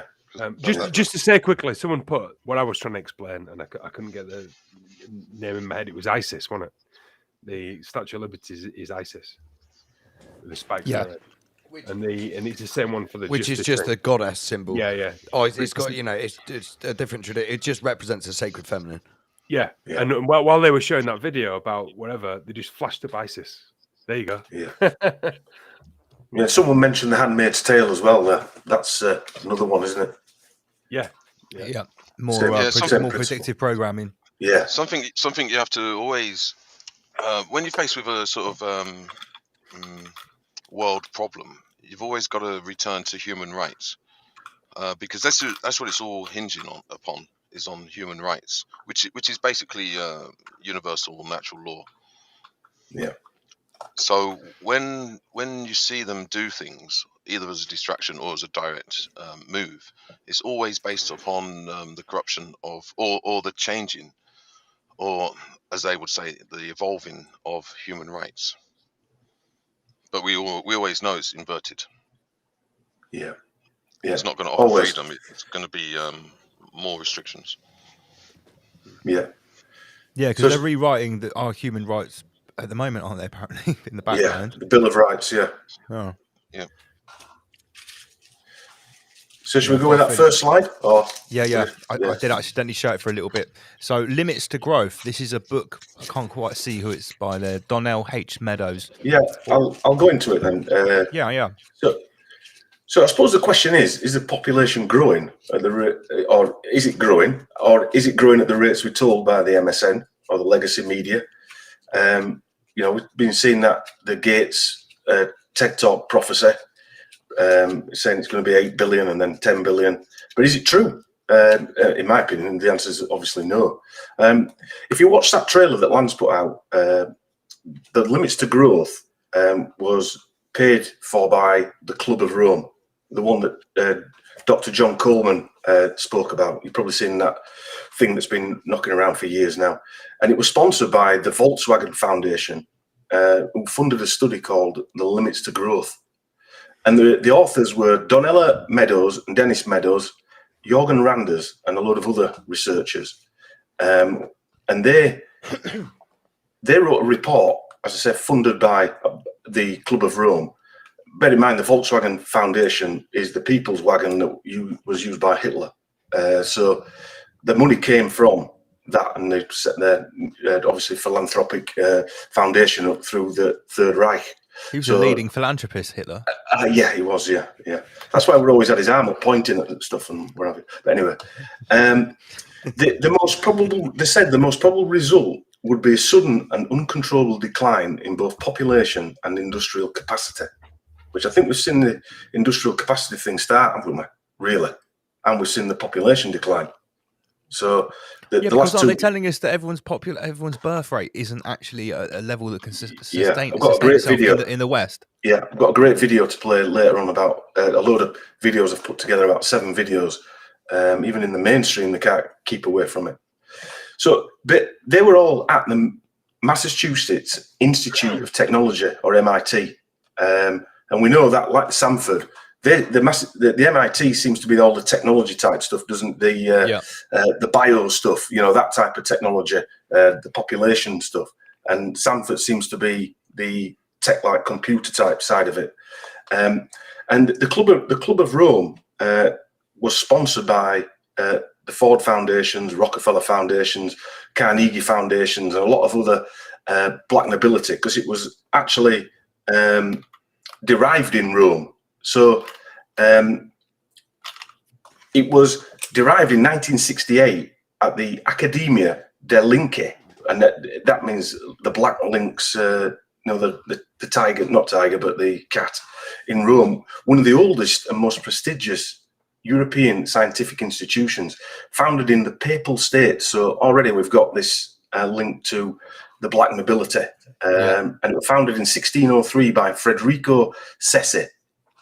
Was where the Club of Rome was founded, the Accademia dei Linci.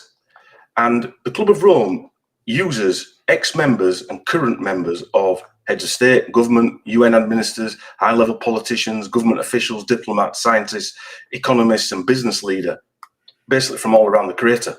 And it's now based in Switzerland.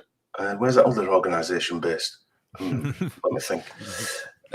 As I said, it was actually founded by Ariola Pecci, which was an Italian industrialist, and a guy called Alexander King, a Scottish scientist, and David Rockefeller.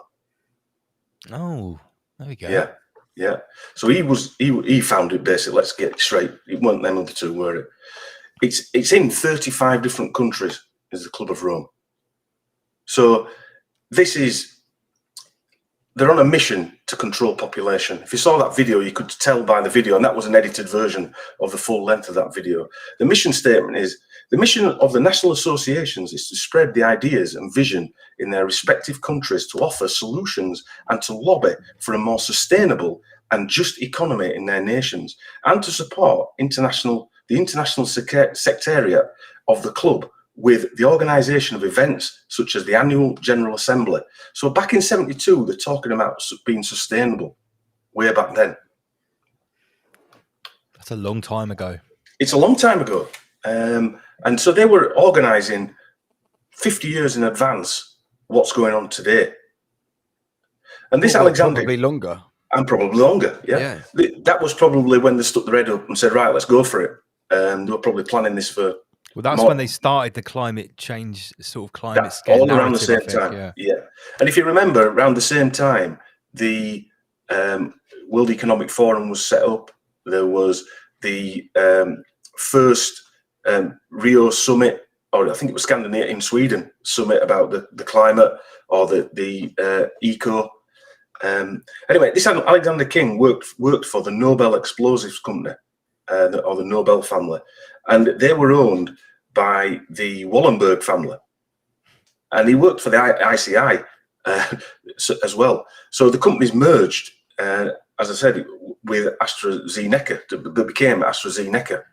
So he worked for AstraZeneca really, and he founded the Club of Rome. Oh wow! Yeah. So the link there to the Wallenbergs it seems to be always there. The Wallenbergs in Sweden.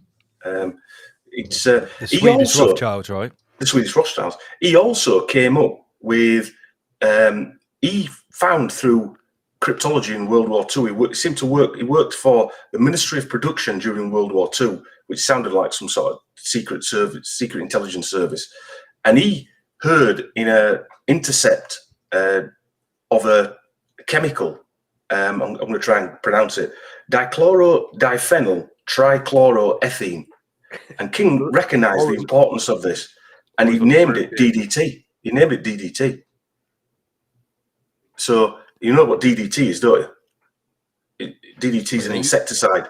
Yeah, and they used to spray kiddies with it. Exactly. They're spraying them when they were eating the lunch and things like this, and saying, "Yeah." And those old videos with the pumps. Yeah, it's so good your kids can eat it and all that type of stuff. Well, if you think about what the insecticides do, it was blame for the I call it polio outbreak after World War II, because that's when they started spraying people. Do you think what an insecticide does? It destroys the insects. When you spray them with a fly spray, they spin round up, they can't fly, do anything, and it basically destroys the central nervous system, which is what the polio outbreak did.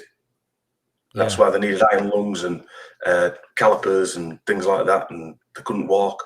It basically destroyed the central nervous system. Did the same to humans as it did to the insects. Anyway, that's a different story, is that? But so the Club of Rome is one of these organisations, like the World Economic Forum, like all the other type of organisations. And what I wanted to point out is that these people, and another book called The Blueprint for Survival. Well, if you put picture 2 on, is that picture 2, that one? Yes. Oh no, here we go. Blueprint for Survival. The Blueprint for Survival was another book written in 1972, and this was written by Edward Goldsmith, and you've probably heard of Edward Goldsmith. He's from an Anglo-French environmentalist and writer and philosopher, and he was part of the Goldschmidt family of German Jewish origins from Frankfurt, and they are part of the billionaire Goldsmith banking family, who now are in London, and they've got origins tracing back to 15th century, and they're interwoven with the Rothschild family and the Bisch-Hoffenheim family of Mainz and the Bartholomew family, who are the richest family in Monaco, or one of them. And the Goldschmidt family, or Goldsmiths, are bankers, and the most famous today is Baron Zach Goldsmith, who was a Tory MP. Friend of the Johnsons, one of the Johnsons brothers anyway. And Zach's sister Jemima was married to the Prime Minister of Pakistan, cricketer Imran Khan. And this family here are prominent in environmental type changes as well. So what I'm trying to build a picture here is that going back to the early 1970s, this isn't just about the environment. This is all about population. All of this. Johnson's father went on about this in one of the interviews I saw, especially when he was saying, what's the most perfect number of people, the population of Britain? He said 15 million. Well, forget that, Don. He wrote numerous books about he did eugenics and population, and like you say, when you say to someone he's a eugenist and he wants to, and people go, "Oh yeah, but the population is getting too big." Who do you think he wants to get rid of? So we supposedly got 66 million. If you think put that idea in their heads in the UK, and if they want to reduce it to 15, think about that. Think how many. That's exactly the same number that was on that Deagle website that was projected to be the population of the UK in 2025. Right. Yes, 15 I million. saw that one. Yes, I saw that. Yeah. So he wrote the books, The Population Problem. This is Stanley Johnson, by the way, who worked for John D. Rockefeller III in America. Yeah. And he worked for the UN as well. And he wrote a book for the UN called World Population and the United's Challenge and Response. Yeah, so 2 books, Population Problem, and we've got his son in as Prime Minister. Yeah. A united response. Yes, a United Nation response. So we've got... the programming is amazing because... You do meet. I spoke to someone at work the other day, and they're like, "Yeah, but the population is getting too big." How do you know that? Yeah. Other than what you've because these people told them. These people have paid millions. Yeah, we of pounds don't even know how many people like. No, you don't. You're right. You know, told by. I have a theory, right? I have a theory, and it's just a theory, by the way. You know, like when maybe we're in an enclosed system, right? And like when water evaporates, it goes up into the sky. It turns into vapor, and then it rains back. So that the same amount of water exists at all times. Maybe it's the same with souls. Maybe it's the same amount of people exist on this planet at all times. You die, you turn into vapor, you go up, and then maybe it's just the same amount of people all the time that are here. Just regurgitating round. Yeah, it's only a theory. I've just made or maybe they're stuck. Maybe that's them, and they're stuck. Cyclical. Yeah. The woman who is the co-president of the Club of Rome is Sandrine Dixon de Cleve. She's a World Economic Forum contributor, obviously. She sits on many boards, and she co-founded the Women Enablers Change Agent Network, otherwise called We Can. And when you think about the first one we saw, that artificial womb, and then you've got people like this running an organisation like this, you just see where this is going. All this women's power and that. And they were selling that first video as that mad-looking woman with glasses on said, you know, women about to get ill, or they're more likely to get ill if they have a kid.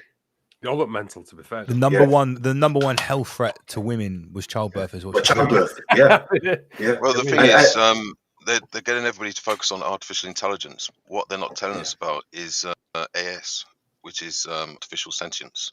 Right. Yeah. So my personal theory is that there's potentially only 144,000 souls, right, and the rest is made up of background people and NPCs. This is why I don't go with the Great Awakening theory. Yeah. Lee, is that going along with what I was just saying, kind of in a weird way? Yeah. So basically, it's kind of like a war for embodiment.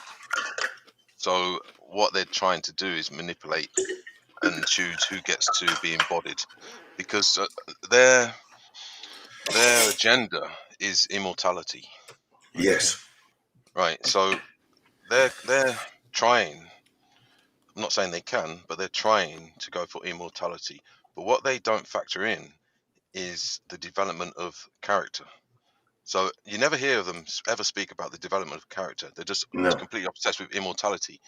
Now, what you don't want, and this goes against natural law, and this is why we don't, in this realm, experience mortality, is because if you were to, immortality, if you were to suddenly jump into immortality with an imperfect or impure soul, that means that for eternity, or forever, you would be stuck with an impure soul or undeveloped soul or character or chakras. Now, this is where it becomes problematic, is that with them trying to pervert natural law with regards to the reason why we're here. The reason why we're here on a cosmic scale is to develop, to perfect self-perfection, to improve, to evolve the character. Now, another example, if you look at technology, if you look at all of the so-called advancements in civilization, what they've failed to do is they've failed to evolve or develop the soul or the character of humanity. we still got the same. Well, I say we. Humanity at large has still got the same characteristic problems as they had 100, 200, 2,000, 2 million years ago. So they're not interested in the development of character or the soul. They're just interested in immortality, and that's a serious problem. And that's evident when you watch TV and you watch the news. There's no discussion about elevation of the soul or getting rid of the ego or anything like that. It's just this is the horror show that you're seeing right now. You know, suffer and feel miserable, you fucker. Do you know what I mean? But one day we're going to live forever in a horror show full of horror show, psychopaths. But I mean, picture 3, Lance. I don't know if you can blow it up so people can see it, because it's got quite a lot of writing on it. I know I did a squiggly line around the first part. I showed you this right at the end of the first one, but we didn't really go into it because we're all gaga. This is the meeting notes of a conference by the National Institutes of Health in America in 1967. And it was, I'll read out the top bit if nobody can read it. The proposed measures to reduce fertility by universally or selectively of impact in the US. So the reason I just did the first one is, and a lot of the other ones, you could go on about this for hours, but the restructure of family, social constraints. I mean, we've heard that social distancing and what have you. To me, it's a bit of a similar thing, but the restructure of family. I mean, just talking about this, just talking that first line there, the restructure of family. Who's got the right to have a meeting to discuss the restructuring of the family? So they're planning. Arrogance of these fucking I know. They're planning to come up with an idea to postpone or avoid marriage, alter image of ideal family size, compulsory education of children. So you can't take your kids out of school. We've seen that already. All of these we're seeing. Encourage the increase homosexuality, because that is sterilising by that action anyway. Yeah. But if you took that another step deeper, if you created more people who were gay, well, I've got nothing wrong with anybody who's gay or anything like that. So don't shout at me for saying that. If you've created more people who are gay, that is another form of sterilisation. Well, I would say, Dom, that obviously people are born gay, but they trendized it and made, and you know, shoot me down for saying this, but we know, we knew, like we've always said, our mum worked in a gay bar when we were kids. Yeah, no issues with gay people at all. No. That exists, but what they did, they trendized it. They made it trendy, and they encourage people to be gay. Like now with the LGBT thing, they're encouraging people to be transgender, to change sex. Yeah. But this is beyond, as in accepting people, because I mean, our generations, we accepted people. You know, we went clubbing and all that. Nobody cared, man. We didn't care where you were from, what sex you were. It didn't matter. But anyway, just because they're talking about this in 1960. Educate for family limitation. So going back to what Chris said, where you could talk to an average person who'll say, "Oh, there's far too many people in the world." They automatically think that. That's an given now, that there are too many people in the world. Well, that's what they've been programmed to think. Exactly, Andy. Yeah, exactly. That's also connected to the landscape and the cities. So they've artificially give the perception of overcrowding. Yeah. I always say to people, and I think I said this on Sheep Farm Show, that if you go on an aeroplane, look out the window, what do you see? Yeah. I get on a train from Cambridge to Yorkshire. There's nothing. You know, occasionally a town pops up, but there's nothing. You know. Yeah. And yet we have the perception. We all feel it, that there's too many people around. There's too many cars, too much traffic. You're always queuing up in a shop. You know, you go to a theme park, you go to a cinema, a nightclub, whatever. There's always a queue. Yeah. And that's what they did with China. They did that with China as well. Yeah. Because if you look at the landmass of China, there's not really, or there shouldn't be, overpopulation. That was artificially created. Yes. And now it's in massive decline. Yeah, it is. Well, we'll come on to that. Fertility control agents in the water supply. One of you guys were talking about that earlier. Putting stuff in the water. I mean, it's been a well-known thing, hasn't it? That a lot of the actually openly admitting that they're doing that here. Well, I mean, contraceptives have been found in the water, not just aluminium and all the other stuff that's in there. Actual female estrogen, yeah. Contraceptives have been found in the water. So, and then the stuff that we did where that guy won a Nobel Prize for working out that, or they won a prize anyway, I'll come on to that coke is a spermicide. Just before you carry on, you just reminded me of something that I was meant to remind myself to mention tonight. I had this bit of a strange situation, but it's not looking so strange as I thought it was. At the beginning of 2020, around about March, I had a real problem with my dogs because they would not drink to any tap water.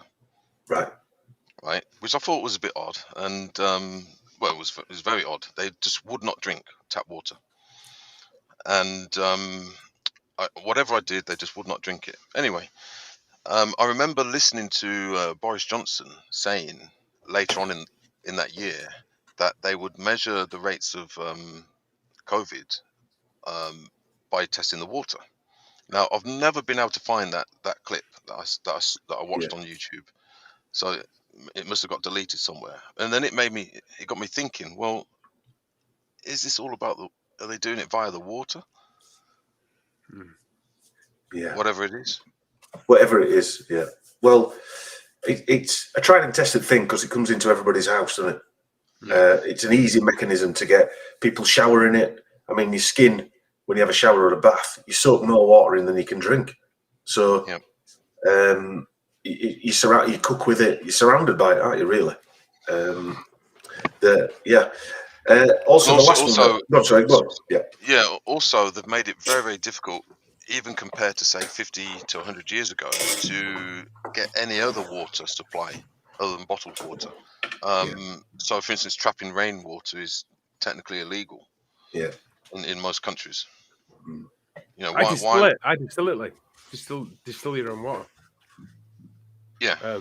That's what I do. And the shit that's in the distiller after you've distilled it is unbelievable. I mean, it's horrendous. It's horrendous. It stinks. It's horrible. It's disgusting. I mean, the issue with distilling, you've got to remineralize your water because it takes everything out. But but I'd rather drink it with nothing in than with that shit in it. Yeah, but then you come up with anyway. I'm getting into other stuff now, but you come up with an absorption problem then.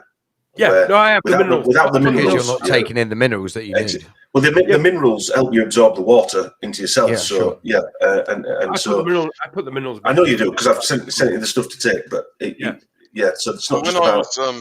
When I was a professional athlete, there was always this problem or concern, and I think marathon runners face this. Where, for instance, if you used to drink too much water, it was always encouraged to drink lots and lots of water. But if you drink too much water, you end up depleting yourself because you're flushing out the good stuff as well.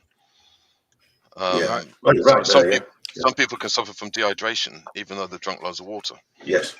So I think there has to be some kind of balance. And I always used to put a little bit of so I had to drink water, fluids, because of all the training. I always used to put a little bit of, say, orange juice or something just so that I could hold. I found that I held the water better. If I just drank water, it just used to flush me out, which would actually leave me feeling depleted. Yeah. That's one good thing about, I know we're talking about something totally different, ozone. It makes you nutrients more absorbable into cells. Yeah. So, it makes them more active or bioavailable, whatever you want to call it. But so there's lots of things that can do that, as you know, like putting a bit of orange juice in, fresh orange juice, something like that. Should we go to picture 4, Lance? Yes. Okay. So we're on to the Schwabians now. I think we were talking about. Yeah, we're talking about these guys. Whoever does this Wiki Spooks have done a really good job. They've basically put together the World Economic Forum Young Global Leaders from the last 25 years. And right, okay. Yeah, I'll email it over to you guys. You'll like these. I think I looked at this and I thought, this is like a show on its own, this going through each individual one of these people. But you couldn't go through each individual. As you see there, the people on the right-hand side, you've got Rothschild, Zuckerberg, all of these people on that. Soros, young Soros. Yeah, so got that little around pedo symbol in the top left-hand corner there as well, Spook. Which one? In the top left-hand corner, that looks like the little pedo triangle. Of which one? No, that's Wiki Spooks, that, Chris. That's the one who put all this together. All right. Yeah. I'll tell you what would be a good avenue of investigation. I would do it myself, but if I had more time, would be to look at the education systems that a lot of these people have gone through. Yes. Yeah, it would. As children, because I can guarantee you that it won't be normal, regular schooling, and it will probably be slightly esoteric or. Yeah, I think these people are plucked out. They're, all right, we talked about bloodlines, but these people are plucked out at an early age, a bit like a talent scout would pluck out somebody who's good at something, sport or singing or playing a guitar or something like that. These are plucked out for a totally different reason.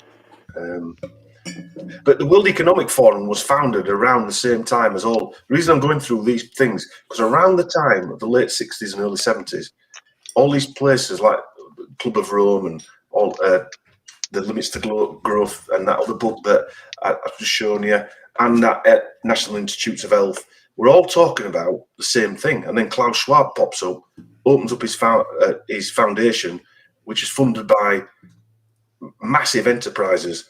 Or most of the enterprises on there. I don't know if you've been onto the World Economic Forum's partners page. The partners page there shows you all the companies that fund them. Yeah, and so they're funded by all these massive companies you wouldn't even believe. And I'll come into a few of them down the road, because you can tell then all this is linked together. This isn't 5 or 6 different, like the World Economic Forum and the Club of Rome. They're not different organisations. They're all interlinked. They're all got the same sort of people working within them. They just look different. Different franchises of the same enterprise, basically. Yeah. So if you want, we can play. I think, are we on the Schwab video? Okay. This is going to wind Andy. If you haven't seen this, it'll wind you up, Andy. Oh, he's just popped out to the toilet. One all second. right. Shall I save? Shall I save it for him? I'll just load it up. I think he'll be swearing while he's watching it. Because So what describe what's in the video? Is this Schwab from back in the day, or is this more recent? No, this is a pretty recent one. Schwab is being interviewed at the JFK Business Center, I think it is, at Harvard, and he's being interviewed by a guy called Malcolm Weiner, and he's a prehistorian, or a Greek prehistorian. He were part of an investment company. He's a philanthropist, as they all are, and he's a member of the CFR, Council of Foreign Relations. He's also, we're obviously friends with Kissinger. Schwab were friends with Kissinger. In fact, he was his mentor. It was all founded by David Rockefeller, who founded Club of Rome, who helped found the World Economic Forum, etc., and he founded the Council on Foreign Relations as well. So they're all lovely guy. They're all intertwined with each other, aren't they? So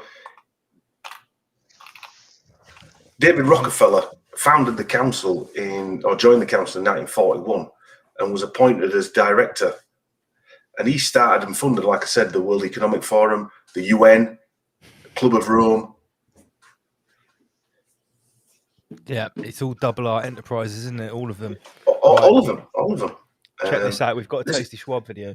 Yeah, I don't know if you've seen this, Andy, but this is him being interviewed, and he's talking about the young, the World Economic Forum, young leaders, global leaders. Right. It'll annoy you. That's why I wanted to wait for you. Here we go. Thank you, Klaus. We're definitely privileged and thankful that you've come back, and we want to thank you not only for what you've done for this school, but what you've done for the world.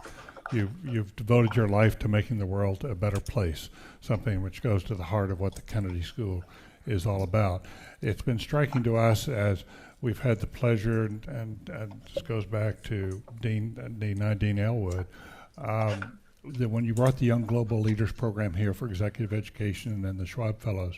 But there are 2 countries in the world now in which the young global leaders have emerged. Tell us just a bit about that in terms of the governance. Yes, actually, this notion to integrate young leaders is part of the World Economic Forum since many years.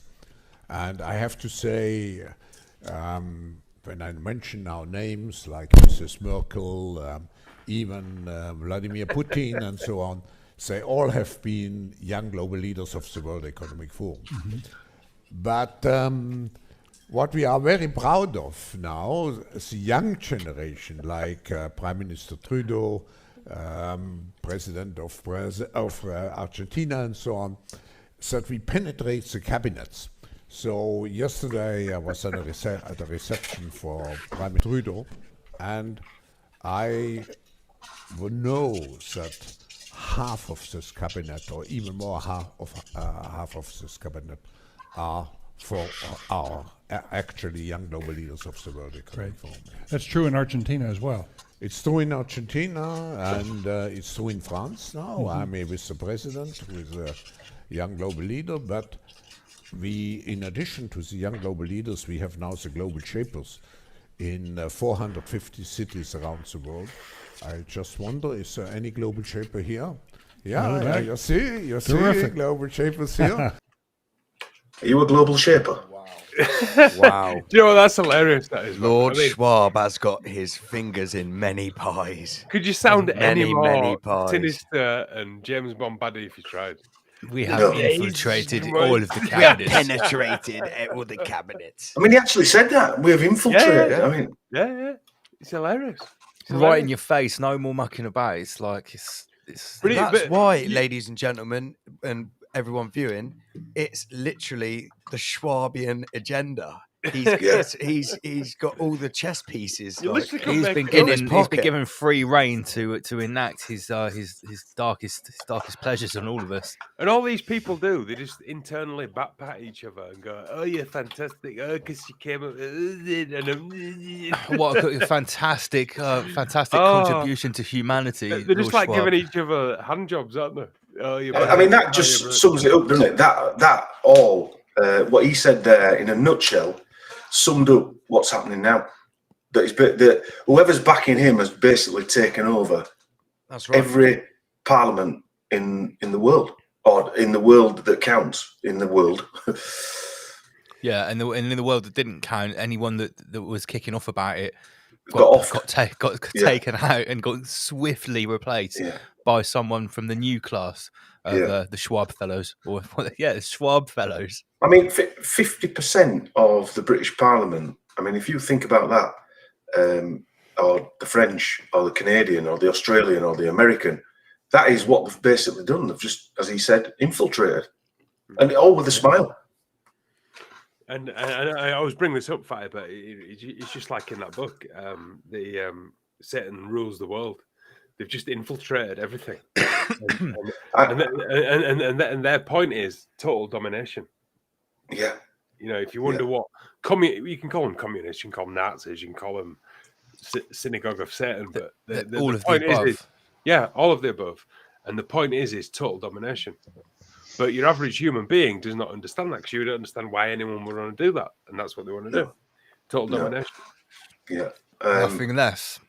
And have they shot their load too quick? Where are we now? Has it all gone wrong for them? I don't know. I don't think it's all gone wrong for them. It's like Andy was saying earlier, that if it goes wrong for them, they've got another answer that takes it in a slightly different direction. It might be watered down, but they're still in front. Yeah, I think it went wrong a little bit. I really it's definitely gone wrong in Canada. Definitely, they weren't expecting that. But even here with the NHS and the care home thing, I think it went wrong a little bit, and they've racked it back a bit, and then they'll rack it forward a bit. But the fact of it is, you still can't go on holiday without having a AMSPIR or numerous nasal tests. Yeah, but no, and don't forget they need everyone's DNA. So that's, these tests could easily just be a thing just to get. We'll come to that. In fact, I think they have actually rolled a lot of that back. Yeah, I think you're right there. Yeah. Well, this is rolled back now. This is one of the reasons why I'm part Gnostic, and I go with the demiurge, because there's something that is controlling this realm that isn't healthy, that isn't good. Do you mean energy-wise, Lee, or is it like a physical thing? Everything. I've always said that this realm isn't a destination. It's not a place where you want to stay. It's just a kind of a place where you just visit. Maybe a bar. Yeah, it's like maybe going to a bit of a rough nightclub just for Schwab World. Yeah, Schwab World. Yeah. New It is funny. Like me and Dom have talked about, is they've just switched it off. It's been switched off instantly. Yeah. Overnight, the whole whatever Spearing, everything. Yeah, but that's all part. I've been thinking about this quite a bit the last few weeks. This is all part of confusion. Well, it's all part of a narcissistic trait. It's like the cold shoulder.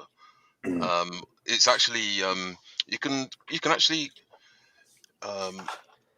offend, upset, damage somebody more by being quiet and silent than actually telling them stuff. So what they're doing, they're just taking us on a roller coaster ride where, for instance, they're giving us an overload of information and data and fear and whatever, and then they just go quiet. It's a tactic. But also the interesting thing is the media switched off because at this point in time, anyone who hasn't had the arms spear is not going to have it. End of story. The only ones left are the point of no return is gone. Yeah, gone. So there's well, Master Lee, you said in one of our really early shows, you said that once it gets to like 95% speared of the population, they might just let the 5% just be and be like, yeah, just fuck it, just go out. You know, didn't get to 95% though. They got to 66%. Again, we don't even know that. That's just what they're telling us. We don't know the true figures. From day one, and Dom said the same thing. They'll reach a percentage and they'll switch it off. So I wonder what that is. I wonder what they've capped it at. I wonder how much DNA they need to change for them to be satisfied in their pissing contest. With the interesting thing is they've switched off the media, and then now they're going 5 to 11-year-olds. So what you've got is they switched off the media because they know none of us are going to.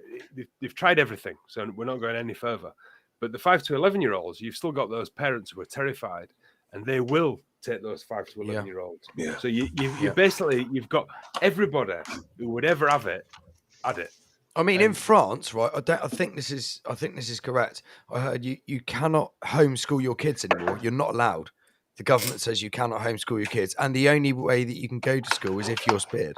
I'm not sure what age group that's down to, but that's what I thought. That's what I heard. I'm going with 96%. Do you reckon 96? For any particular reason? Just based on like cosmic laws. It's 96. It's the law of 96 from the moon. So I'd say 96% would be a good number to go with. Right. Do you think that's just the first arm spear? No, I just think it's the general uptake. I think they'll be quite happy to work with around about 96% in terms of compliance. I don't think it's actually much to do with how many spears. I think it's more to do with the attitude towards the whole process. I think that's the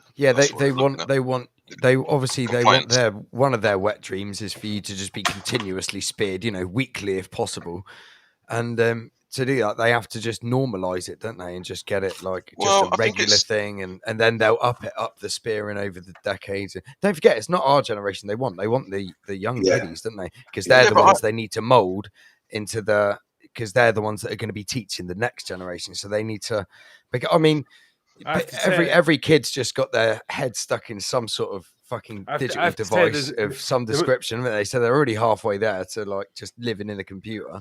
The most depressing thing I've seen is, forget, adults wearing masks. It is 2 adults and 2 kids, and the kids have got the masks on, and it's it's got flowers on it or whatever, so they've made it for them. And it's maybe. I mean, imagine what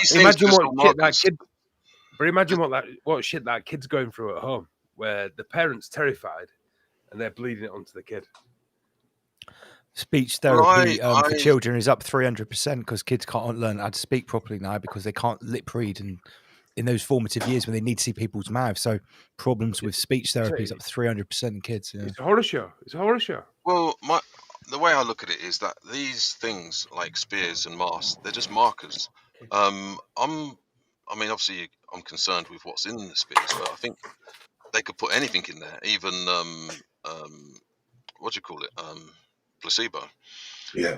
But it's more to do with the coercion, and I think it's a revelation of the character of the individual, more than anything. So, for instance, those that are triple speared and wear a mask, it's a declaration of their lack of character. And those who haven't done anything, had any procedures, then that shows the character that they have. So I think it's all a test. It's all an experiment to see the characteristics, which is probably linked to the DNA as well, or the quality of consciousness, quality of character, and the quality of DNA. Yeah. Maybe they're getting to the bottom of who they're going to allow to breed, which bloodlines are going to be allowed to breed out of the general public. Well, you've just said it, Andy. Who would you want? A sheep, or would you want someone who's got some backbone? Well, they want some. Well, if you're looking at it from a stock point of view, you want good stock, don't you? Yeah, you want good stock that will just go to work, do what they're told. Yeah. Yeah. Should we go with picture 5? We're only on picture 5, Lance. It might be a 25 part of this. Right. Okay. Picture 5. Is this the right one? So, yeah. I think so. Yeah. If it's picture 5. So on Earth today, we're told that there are. It says there were 2 billion in 1800. 1 billion in 1800, 2 billion in 1927, 5 billion in 87, and just over 7.5 billion today. So China, new UN figures are out soon, but the fact is that there are about 250 babies born every minute, I think, and more than 130 million in a year. Okay. So this is what we're told is happening, and the projected figure will be 11 billion by 2100, which was, I play a video that's been changed now to 9 billion. Oh, so just a lot of people so them figures have been altered, and it's a BBC news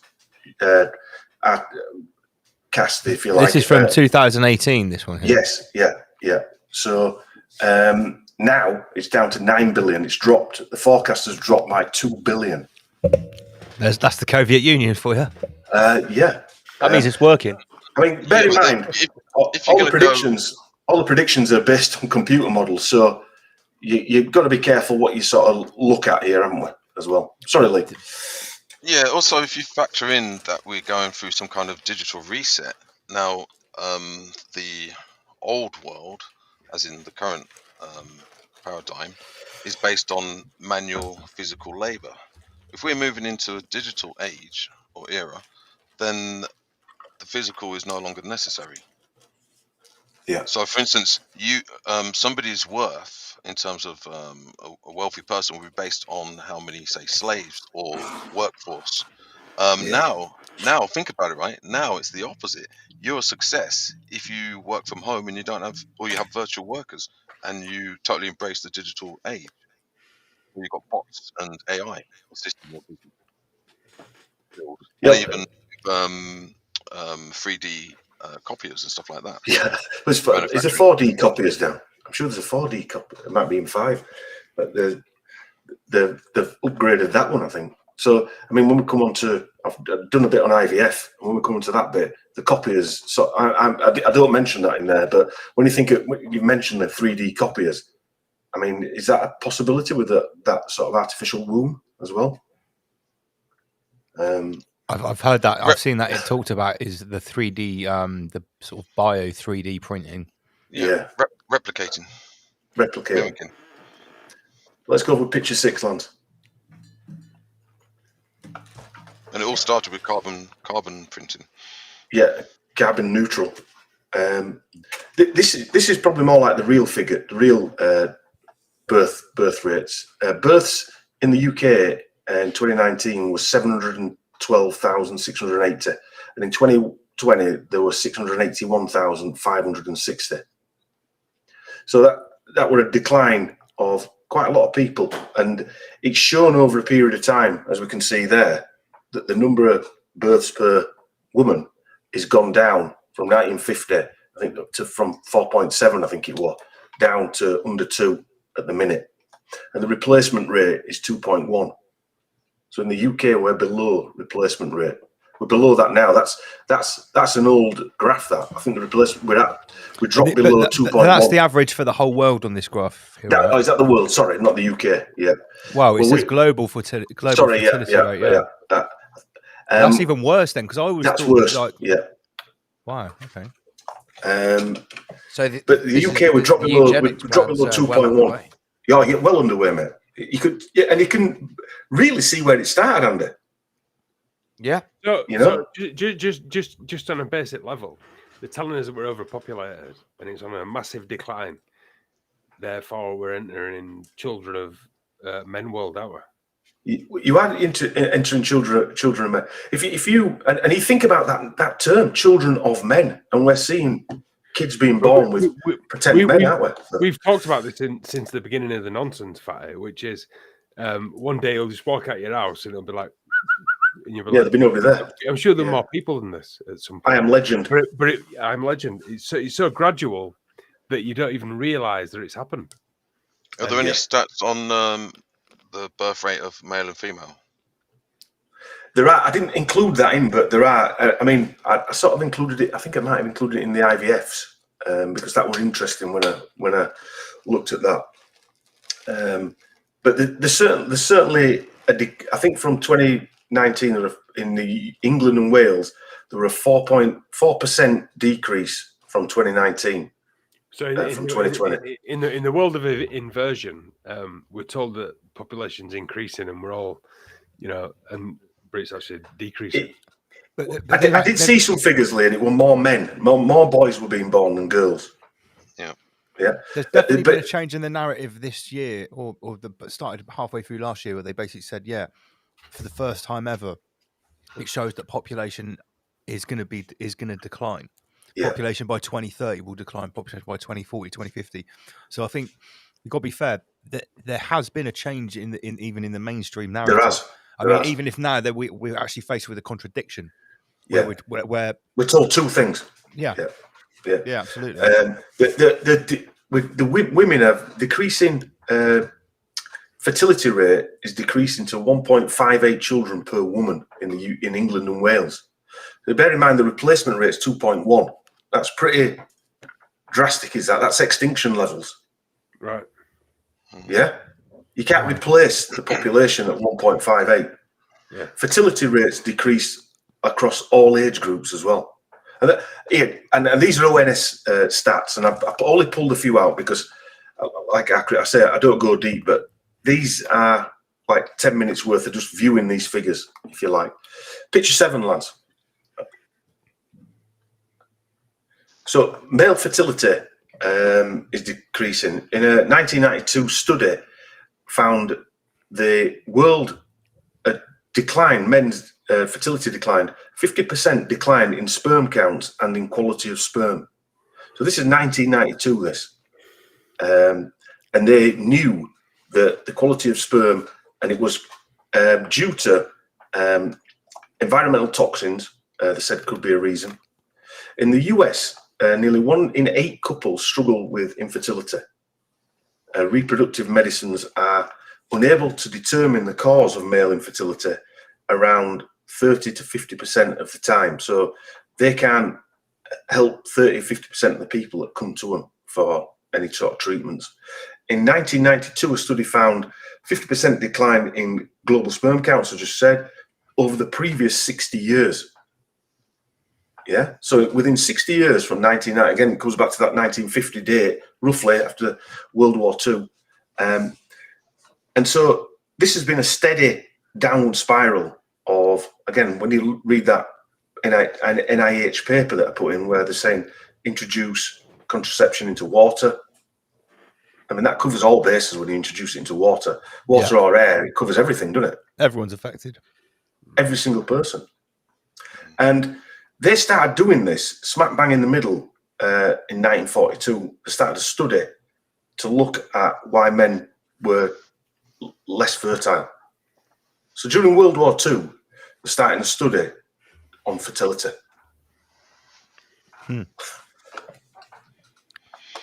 That tells you. Picture A, please. And this is quite interesting. So, New England Journal of Medicine, they mixed 4 different types of coke with sperm in test tubes. A minute later, all the sperm were dead. And in the Diet Coke, the Diet Coke was worse. 41% was still swimming in the just introduced new Coke. So it killed 50% of the sperm in testing. And this was done in 1985. So they knew that this is what the lady who found it said. It definitely wouldn't work as a contraceptive because sperm swims so fast. So I think you were joking there. But Coke made with sugar quickly kills sperm, she said, probably because they soak it up. They just kind of explode. So, sorry, Fat, what are you saying there? Coke and soft drinks act as spermicides, basically. Any kind of like, fizzy, sugary drink with, citric acid and all the rest of it in it. Right. Yeah. Coke basically lowers your chance of in her words, sperm just to kind of explode, she said. This is what she called Deborah Anderson of Boston University Medical Center. They were awarded some chemistry prize for their finding. Picture 9, lads, please. And does that include the artificial sugar? Artificial sugar takes it to another place, doesn't it? I always say to people, like, what I would never go for this anything that says something like light on it or low fat or because to produce the same flavor you have to add chemicals. That's it. Yeah. So you're just replacing sugar for chemicals. Exactly. At least sugar is to some extent grown from grows on a tree of sugar cane and this is just chemicals. It's just feeding everyone chemicals, so no wonder it's making everyone infertile. Well, aspartame can cause hormonal imbalances. It damages your DNA and your endocrine system and all sorts of other stuff. And it's been linked to infertility as aspartame. That's that Donald Rumsfeld company that he lobbied hard to get that. He was ex-CEO. Yeah, he was ex-CEO. And when he worked with Reagan, he got it. Even though they knew that it put holes in rats' brains when they tested it. They grew massive tumours as well. That's right. Yeah. And that's just one of them. So in that article there, this PubMed, and this is the Lion's Den, the National Institutes of Lions Health National Library. Their exposure to high fluoride concentrations drinking water associated with decreased birth rates. So they know this stuff, don't they? But let's be fair, if you do a bit of research into what the Nazis were doing, they were using fluoride in the concentration camps. So again, you think you're bringing it back to that 1950 post World War II. Yeah. Then they just started doing it to everyone. Yeah, paperclip, etc. Yeah, exactly. You can't help thinking about the thing that was brought out a couple of years ago, which was, dementia's plaque on the brain. That I don't know. I just always think that it's to do with the water. Plaque on the brain. That again, substance. Somebody asked a question. Me and Chris always going about, or I do, the blood-brain barrier. But there's no actual images of the blood-brain barrier. I don't think that it's a bit like your immune system. There's no picture of your immune system. It doesn't exist. Every cell is your immune system in essence. It's not like your digestive system where they can take a picture of your intestines or something like that, or your stomach. But if things can get into your brain, there's obviously a barrier, some kind of barrier there, naturally, to stop them getting in. But as soon as these chemicals open it up, if you think about how many chemicals there are, I think there's been about 80,000 anyway, chemicals being invented since the invention of industrial chemicals. And I think the average home's got some ridiculous figure like 10,000 chemicals in it. Wow. Just the average home. And if you think about paint on your walls, that off gases, paint, the chemicals within the fire retardants within your mattresses and furniture, all them off gas. as well. And all these have been linked to all sorts of illnesses, but also for infertility. You know, it doesn't take you long to research. Sorry, Lee, go on. Yeah, and I mean, I don't think this is linked to like ozone depletion, because, for instance, you've got like bromide, that causes ozone depletion. Yeah, it's a natural. Yeah. Well, actually, it's not a natural element. It's a I mean, regular look at the cocktail of chemicals and heavy metals they're chucking in the chemtrails all over the planet. Yeah. I think you're one of them Well, the thing is, conspiracy nuts, sprayed Andy. with chemicals. Yeah, we're getting the thing sprayed is, constantly, mate. when they talk about fluoride in the water, people automatically assume that it's some kind of purified chemical that they're adding, when in actual fact it's just industrial waste. Yeah. Yeah. It's a waste product, isn't it? From the metal. It's from aluminium. It's from the aluminium processing. Yeah. You know, it's illegal to bury it. They can't bury it. They can't burn it. So they can't dump it. So they put it in water. You can't make this shit up. No, it's if just you so wanted crazy, to make isn't it up, you know, they put this Normies toxic just wouldn't stuff believe it. We just wouldn't believe it if you No. wouldn't believe you if you said that. Yeah. It's a waste product. You see that comment that someone just put there? Chris must be thinking, "Oh heck, it's my bruv going off on one again." He's not wrong, or she's not wrong. Richard 10, please, lads. Yeah, glass. There we go. So I got when you start doing this sort of, as you guys know, you start doing research, it leads you down all. I've often thought that the whole IVF program, and this is only my opinion, but it seems that IVF is not or will not be used for good. It'll be used to control human reproductions in terms of numbers or the type of humans, and this is quite obvious to me because at some point, if you needed IVF, they might say to you, well, I don't think you're suitable. So you're turned off, a bit like they can turn your bank account off. And like, yeah, like you can't have kids because you don't agree with the government or whatever it might be. Because you got such a low social credit score. Credit score, that type of stuff. Compliance score is too low.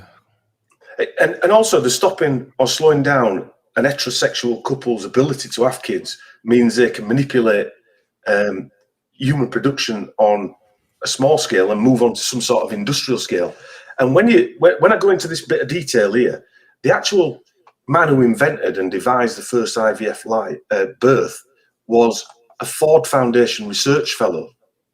And if you think of what Ford did, Henry Ford was the inventor of the mass production car. And an open eugenicist. Oh yeah. Yeah. Oh yeah. And IVF can be achieved in, and I'm no expert by the way, but it seems that like sperm and eggs can be donated and used and inserted into the woman, or the couple can use their own, right, and then placed into the womb or the artificial womb. And this is quite an emotive subject, and I know people and I know friends who have had IVF. This isn't about their children. I'm not saying anything's wrong with their children, but if birth rates can be manipulated, and they are being manipulated by the controllers, then the same controllers introduce acts of parliament which they can regard with regards to IVF control. Under the current climate we live in, it's fair to suggest that this could be pulled away to unworthy or treble tapped people, couldn't it? Yeah, absolutely. I use an example, if in 1900 there were one purple person for every 100,000 people, and in 1950 there were 1,000, and then 50 years on in 2000 there were 10,000 purple people, and in 2020 it had jumped to 50,000, we could assume that in 120 years something had changed in the environment to alter and make more purple people. And this could be used in many instances like cancer, heart health, autism, mental health, and fertility. Because that's what's happened really with all them illnesses there. There's more people now with those illnesses, and you could turn it on its head and use the same thing for cholera, where more people were dying in 1900 with cholera, and there isn't a jib jab for cholera, and than there are now in the UK. There's none, probably. And IVF is the same thing. If you think about how many people now are going for IVF, that's increased massively since the first birth. I think it was in 1978. Yeah. But that would be pitched as a success. We're helping more people now to have babies. But it's like, well, is the fact that more people need it now a good thing? Why is that the case? Yeah. Well, there is conditions that have brought that about. There's actually a body it's called the Human Fertilization and Embryology Authority, HFEA. And it's a non-government department, another one of these non-government departments of the Health and Social Care of the UK. And non-departmental bodies, they've got no they don't have to answer to government or anything like that. They're sort of not a company, they're not an NGO, they're not the government. They just get on with things underneath everything else that's happening. The HFA is a statutory body that regulates all and inspects all clinics in the UK providing in vitro fertilization, artificial insemination, and the storage, this sounds odd, of human eggs, sperm, or embryos. That's going in some dark world, is this? Yeah. And I'm not going to go into detail about that or who runs it, because the same type of people that I looked at are the same people that are running this nonsense. Chris Whitty type characters going to the same schools, etc. Picture 11, please, Lance. Yeah, you can imagine just the type of people that are going to be behind running that. So this guy, anyway, we'll go to the first bit. Across the UK, there are almost 595,000 people who have had around 1.3 million IVF cycles or been treated. This has resulted in 390,000 babies born as a result of fertility treatment. The UK IVF birth rates in 2019 were 3 times higher than in 1991. So there's quite a big increase. The IVF treatments involve the use of the patient's eggs, as I've said. In the world, there are over 8 million IVF children now that have been born. And that's grown massively. So from 1978, the first baby born was Louise Brown in the UK, in Oldham, actually. And from 1978 to 2010, there were 4 million people in the world born with IVF. From 2010 to now, there have been another 4 million. So in the first 30 years, there were 4 million. In 10 years, there's been 4 million. So it's increasing, is what I'm trying to say. The requirement. So Geoffrey Godfrey Edwards was a physiologist and pioneer of reproductive medicine. And he basically invented IVF and another couple of people. And he studied at the Animal Genetics and Embryology at the University of Edinburgh. And he was funded by the Ford Foundation to do this work. So, these are the people, like that character there, who we're looking at now, Sir Robert Geoffrey Edwards, who invented IVF for the Ford Foundation. You wouldn't think, nobody out there would think if they had to go for IVF that the Ford Foundation were funding it, would they? No. Production lines. Production lines. Yeah, that's the first thing I thought of, Lee. And also, Dom, going back to, what do you call it, Brave New World, they talk about the world as after the Ford. So it's after Ford. After Ford. Right. So, do you know, that's too close for comfort, isn't it? He's writing about the Ford Foundation after Ford, and Ford are funding IVF. Brave New World is all about after Ford. It's like after God. It's like AD, after BC, before Christ kind of thing. Well, you've got to ask yourself, haven't you? Crazy. Why would a eugenist want to help people have children? Well, it doesn't make sense unless you're manipulating something, Andy, does it? There you go. Something, Unless you're lining them up in jars, kind of thing. Yeah. It's like if Bill Gates tried to say, "Oh, I'll help you get pregnant." Would anyone fucking listen to him afterwards? Some people would. Obviously. Some people would. Yeah, his Anyone father in our circles, non-normie.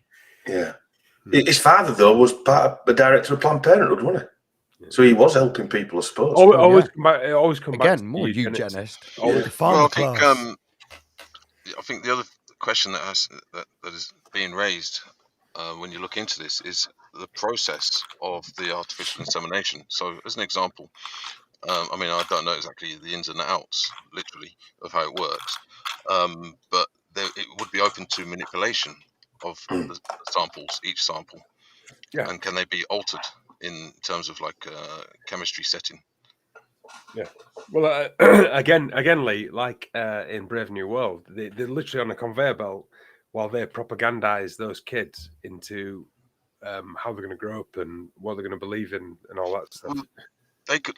The same with the spear juice. They could be doing all kinds of additives and stuff. You know, you might end up with demon semen or Savile semen.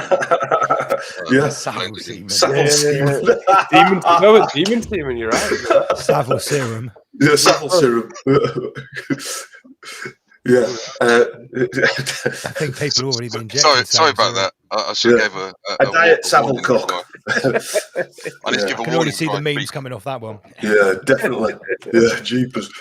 Picture 12 lads. Yeah.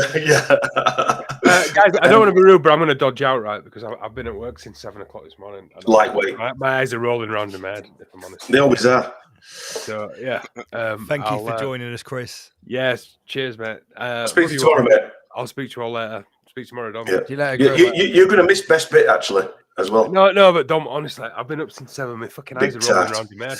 Don't forget the ashtrays and baseball and bats. I'm going to send about 3 or 4. I'm going to send some ashtrays down next week. I'm going to and baseball bat. Yeah. Do a baseball bat with a nail in it. Love you all. Speak to you later. Thank you very much. See you in a bit, Chris. Rise above, Chris. Rise above. Yeah, rise above, man. Rise above, generate, rise above, extinguish fear, rise above. So what you were saying there about the manipulation, this is it. This is how what they actually use as part of the treatment is recombinant DNA or rDNA, which is part of the spears.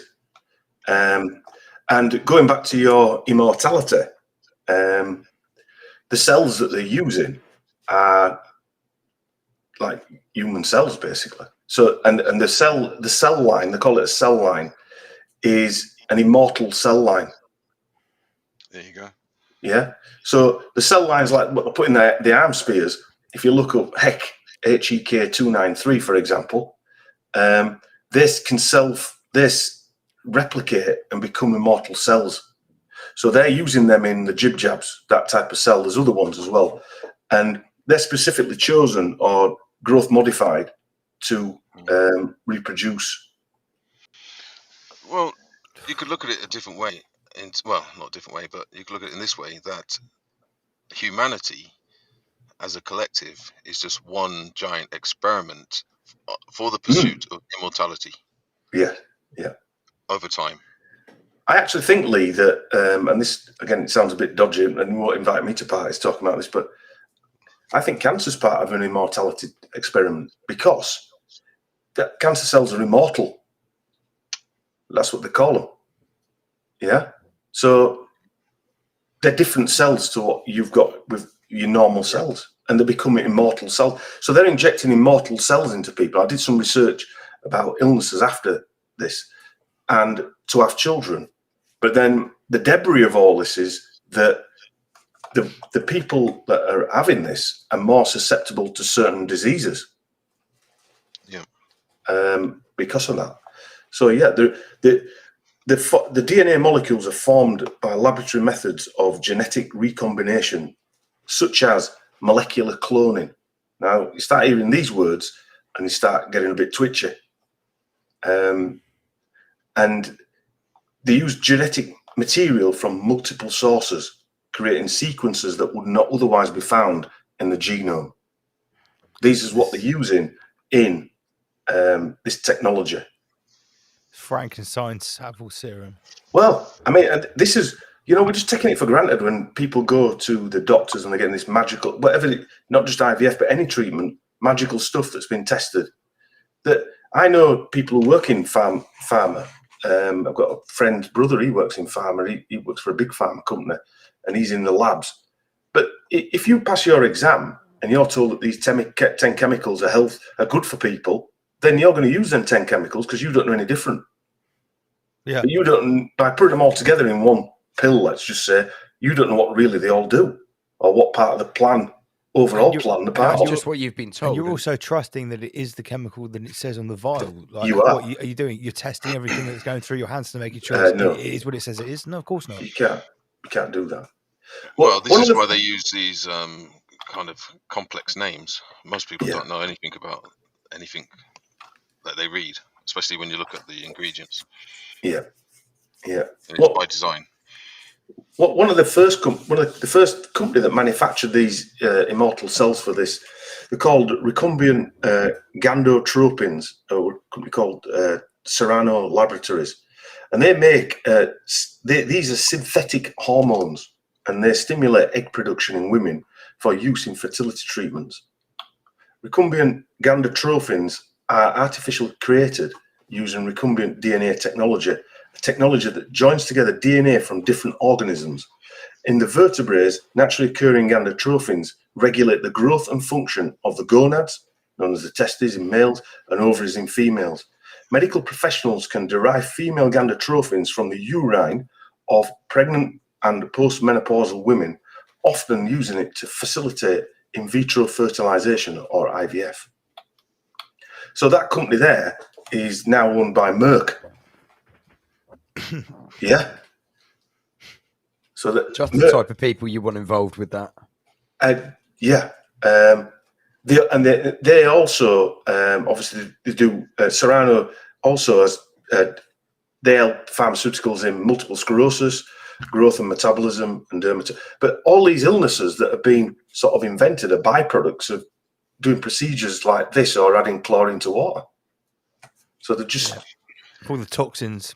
You know, it's just occurred to me. I mentioned earlier about the kafars, that the only creature they would eat was a fish because it didn't physically copulate. Yeah. Think about it, right? If they're using some kind of, they could be modeling how fish reproduce and inserting it into humanity. Yeah, so you think about spray some sperm over some eggs in a clutch of eggs. Yeah, external to both parties. Yeah. So it's like a third party. What was that called? Ectogenesis. Ectogenesis. That was the beginning, wasn't it? So yeah, picture 16. We'll move on because we're going to get behind otherwise. So this is Serrano. Sorry. Yeah. Well, yeah. I forgot to ask you. Yeah. So this is the giant Merck company, but we're on that population now. Video for Lance. Okay. Watch that and have a bit of a breather. Yeah. Let me just load that up. My eyes are starting to hurt. The screen is too bright, I think. Right, number 4. Okay. We're going to talk a bit about. I'll glass over it because I want to get to the cloning part.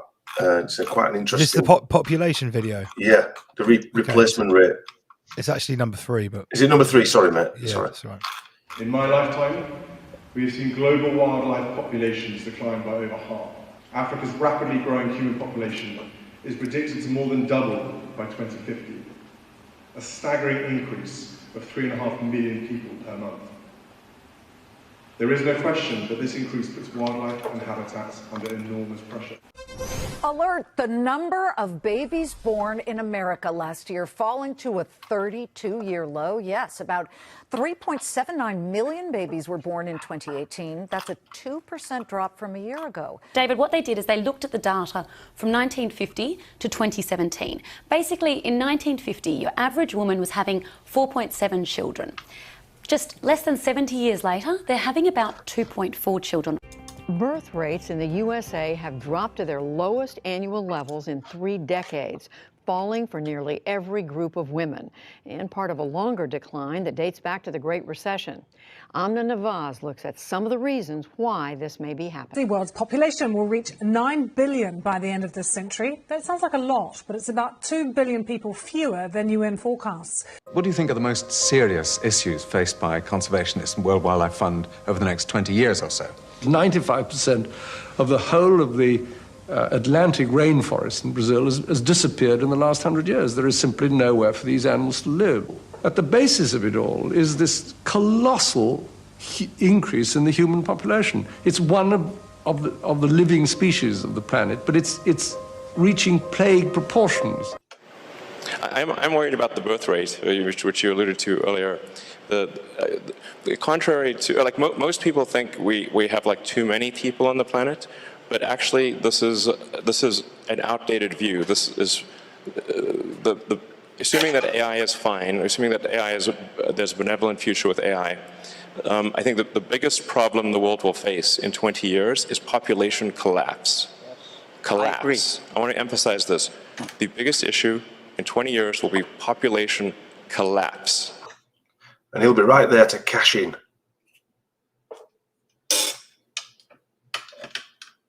He'll be right there to grow some new population in to insert his Neuralink into your pig's brain. Yeah, directly into your head. Yeah. I think we need a gosh for that one. Yeah. Gosh.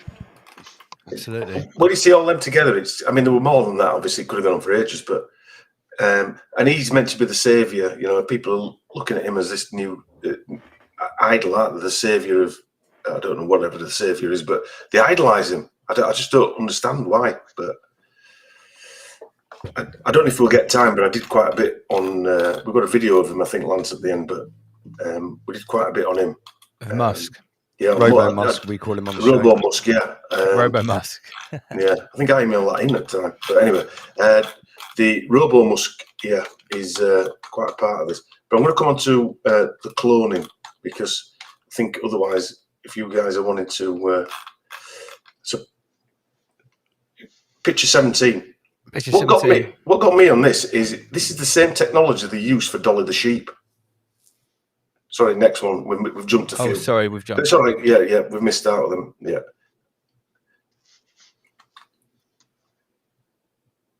I don't know where we're at, but anyway. Carry on speaking, and I'll find the right thing. The Dolly the sheep was, and the Roslin Institute. The Roslin Institute is an animal sciences research institute in Scotland. It's part of the University of Edinburgh. And it was funded by the Biotechnology and the Biological Sciences Research Council, which is part of the UK research. These guys keep coming up. Well, it's not a company, it's part of the government. And it was also funded, I think, by the Wellcome Trust, and they keep popping up as well. And so they were part of the development of, in 1996, of growing Dolly the sheep, who was the first, really, artificial womb-grown sheep, the first genetic grow animal, weren't they? I remember that when it was announced. Yeah, I do remember that. Yeah. In 2001, the government did the Human Reproductive Cloning Act of 2001, and it's an act of Parliament of the UK to prohibit the placing in a woman of a human embryo which has been created otherwise than by fertilization. So that is basically a hybrid, I would have thought that. And it was changed again because they wanted to extend the human fertilization and embryo research for research purposes regulations of 2001 to amend the last act, which by extending allowable reasons for embryo research to permit research around stem cells and cell nuclear replacement, thus allowing therapeutic cloning. Therapeutic cloning. What does that mean? I've got no idea. Yeah, right, they're putting there. That sounds like a lot of sophistry when you're not allowed to do regular cloning. Use a massive word salad and say it's therapeutic cloning. So regarding cloning, just the fact that the chance of a single embryo dividing, resulting in identical twins, is higher after IVF than natural conception. So bear that in mind. So it's possible to end up with identical twins from a single transferred embryo. Yeah. The incidence of twins is normally 0.42% in normal pregnancies. Okay. Yeah? But it jumps up, I think, to 2% in IVF treatments. It's like a 400% increase. It's a big increase anyway. And like going back to Musk, he I think Mike Devlin talks about this. I don't know if this is true, but Musk lost his first child with his first wife, and they decided to have IVF. Then his next children, twins, were born via IVF, and then he had triplets via IVF as well. Right. Okay. Yeah. So I know Musk had them, but identical twins form from the same egg and the same genetic material from their parents. But that doesn't mean they're genetically identical. So you've got different types of twins. You've got fraternal twins, you've got identical twins, and you've got co-joined twins. They're the poor beggars that are joined up bodily. Myozygotic twins are usually the same genotype, and in some extremely rare cases, due to aneuploidy, twins may express different sexual phenotypes, normally from an XXY Klinefelter syndrome, which is the zygote splitting unevenly. So aneuploidy is the presence of an abnormal number of chromosomes in the cell. For example, a human cell having 45 or 47 chromosomes instead of the usual 46. An extra or missing chromosome is a common cause of some genetic disorders. So what that's basically saying in IVF, if you've got more twins, you can induce all these issues. Yeah. Right. Okay. Yeah. Because of the way that they're produced via the IVF. Yeah? Tampering. Yeah. And so Klinefelter syndrome is also known as 47,XXY syndrome, is a syndrome where males have an additional copy of an X chromosome, and this produces infertility, small and poorly functioning testicles. So again, it's taken away that ability to have children. Whoa, okay. Yeah. And if they know that IVF produces basically clones or twins, more twins, so more twins are being born, you can see where that would sometimes these people born with these chromosomes have weaker muscles, poor coordination, taller, less body hair, more breast growth, low libido. Everything you want if you're a eugenist. Yeah, basically you're just producing somebody who can work and not reproduce. And then adding that artificial womb at the beginning. You've got a useless eater who just works for you, and we can produce the children that they have to look after. You've got basically Elton John and his husband bringing kids up. The new normal. The new normal. The human twin birth rate in the United States rose 76% from 1980 to 2009, from 9.4 to 16.7 twin sets per 1,000 births. Yeah, that's quite a big increase. Just a tad. So in 2045, the only two places to go will be the Blue Oyster and the YMCA. The Blue Oyster. Police Squad. You've been watching Police Squad. I even remember the theme tune from that. How weird is that? Anyway, not the Police Squad. I'm on about the Blue Oyster Bar, which rather worrying. A 2012 study took a more specific look at the data and established some trends about the increase in twin birth rate in the United States. National Center for Health Statistics in 2012 provides the following. In 1980, 1 in 53 babies was a twin. In 2009, 1 in 30 babies was a twin. So the likelihood is, going back to my purple people analogy, there are more twins being born, and it's happening because of some sort of environmental change or necessity from somewhere. Yeah, somebody's mentioned in the. Sorry, go on. No, and what you mean is that's creating more problems because of it's essentially more like cloning. Well, again, yeah, this is It's about the desire, isn't it? Sorry, my mic was off. Sorry, yeah, it's about desire. It's about who they want to be able to breed.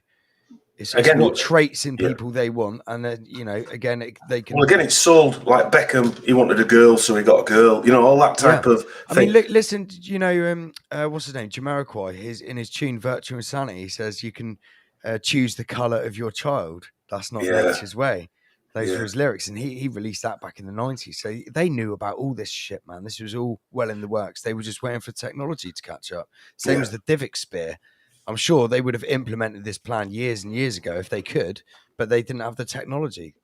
And this is what the National Institute of Health said. Compared to newborns conceived traditionally, newborns conceived through IVF are more likely to have certain chemical modifications to their DNA, according to a study by researchers on the NIH. So even the National Institute of Health are accepting that IVF babies, I'm sorry out there if anybody's had IVF, but this is what's happening. These are more chemical subjects changes to their DNA. Yeah. These are subjects that we should be asking questions about. I bet that's not in the paperwork when you sign up for it. I bet it in. With a single embryo sorry, if you looked into too posh to push cesareans. No. Oh yes, cesareans. No, I mean somebody mentioned that in there. I mean, I've just become a granddad this week. Believe it. I think my son's been in there, and my new grandchild was born cesarean this week due to some difficulties. And again, this is how it's sold to us, that IVF is great if you can't have kids, but they're not telling you why you can't have kids. Cesarean is great because it saves kids' lives, and I'm sure in certain circumstances it does. But when people are opting for it, that's a totally different circumstance if it's not a necessity, isn't it? Well, wasn't there a lot of celebrities talking about the benefits of it? Yeah, well, they have a tummy tuck as well, don't they, at the same time? That's what they do. They have Jordan and all these other people, like Kardashians, they have tummy tucks at the same time as having the cesarean. Yeah. But so human cloning. The first human clone was created in November 1998 by a company called Advanced Cell Technology. I mean, did you know that? I didn't even know that. I didn't know that human clone was created. And it's now called Astellas Institute for Regenerative Medicine in Massachusetts again, developing Astellas Pharma developed stem cell therapies. And they're actually owned by Mitsubishi. When you go down and find out who own these companies, they're owned by these massive organizations. And Mitsubishi, I think it's on one of the pictures, Mitsubishi are part of the World Economic Forum. The partners with the World Economic Forum. Come on. Yeah. And so I think they've got 3 companies that are part of the World Economic Forum. And these companies devise what they call precision medicine. So it's genetic medicine. And when you start delving into these rabbit holes, they're slowly genetically engineering us. They want to, like I think Lee was saying it, AI human production. They want to be a print a human, don't they? Because that's what an artificial womb is, really. Right. The other thing to look into as well, and I actually chatted to somebody during lockdown, a young guy. I had a conversation with him, and he was going on about how many girls he'd met that week.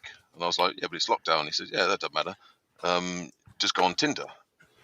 And he started to tell me about his sort of Tinder experiences. And it's all based on the app, like how you meet people. Yeah. So the reason why I'm saying this, that the future will be that your partners will be selected. So you won't. So at the moment, they kind of give the illusion that you go on Tinder and you can choose who you want to meet. You've got a choice, yeah. You've got a choice, but at some point, it will be pre-selected, because basically you'll have to submit your medical history, which would include DNA patterns and blood types and so on and so forth. So the future app for dating will factor all that in and will tell you who you need to. Isn't there a Black Mirror episode? Gosh. Yeah, that's yeah. I mean, when you look, the Human Fertilization and Embryology Act of 2008 also allows experiments on hybrid human-animal embryos. Wow. Sorry. I was going to say, I forgot to add this on, that potentially lockdowns could also be part of the slowing down or the changing or altering of how people meet each other, because that was a for massive. sure. That was the point I was trying to make.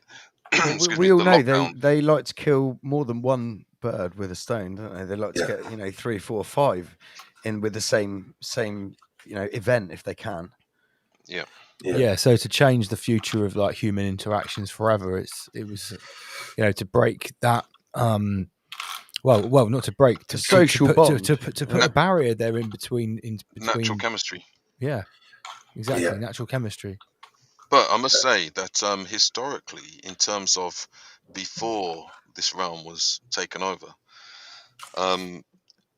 partners were selected by cosmology, by the elders, which was actually a more precise way of doing it. And like arranged marriages is kind of a corrupted version of that. But originally, it was all based on the astrology and cosmology. And So your partner would have been selected by their star sign and their traits. Yeah, and if you think about it, that was almost like the first step of the corruption that we're now living with, because basically it's now left to random chance who you happen to meet. There could be a bit of chemistry involved. There could be economics. It could be social. There could be many factors, but it's definitely not based on cosmological or astrological signs. Yeah. Well, I think this guy, I mentioned him at the beginning, JBS Haldane, he was the first to introduce the idea of human cloning. In his speech on biological possibilities for the human species over the next 10,000 years at the Cyber Foundation Symposium on Man and His Future in 1963, he said, this is what I wanted Chris to say, it is extremely hopeful that some human cell lines can be grown on a medium of precisely known chemical composition. Perhaps the first step will be the production of a clone from a single fertilized egg, as in Brave New World. Assuming that cloning is possible, I expect that most clones will be made from people aged at least 50, except for athletes and dancers who would be cloned younger. They would be made from people who were held to have excelled in a socially acceptable accomplishment. Socially acceptable, so that's your social credit score right Well, there, your Chinese credit system. Cyber Foundation is now part of the massive Novartis Foundation. The Novartis International make arms, well, they used to make arms spears, pharmaceutical company. They're just a huge corporation. Novartis announced during the late 2019 a 5-year artificial intelligence alliance with Microsoft. The companies aim to create applications for Microsoft's AI capabilities, in turn to improving the other's drug development processes. Microsoft seeks to test AI products it is already working on in real-life situations. The deal will pursue solutions for organizing and using data generated from Novartis laboratory experiments, clinical trials, and manufacturing plants. It will also look at improving manufacturing of chimeric antigen receptor T cell, or CAR T cells, as it's known, which is the T cells have been genetically engineered to produce an artificial T cell receptor for use in immunotherapy. So that's Bill Gates and Novartis, and we're talking about Brave New World. What could go wrong? What could possibly go wrong? Novartis have assets of 132 billion and are valued at $210 billion. So I wonder who's sitting on the board at the head of that.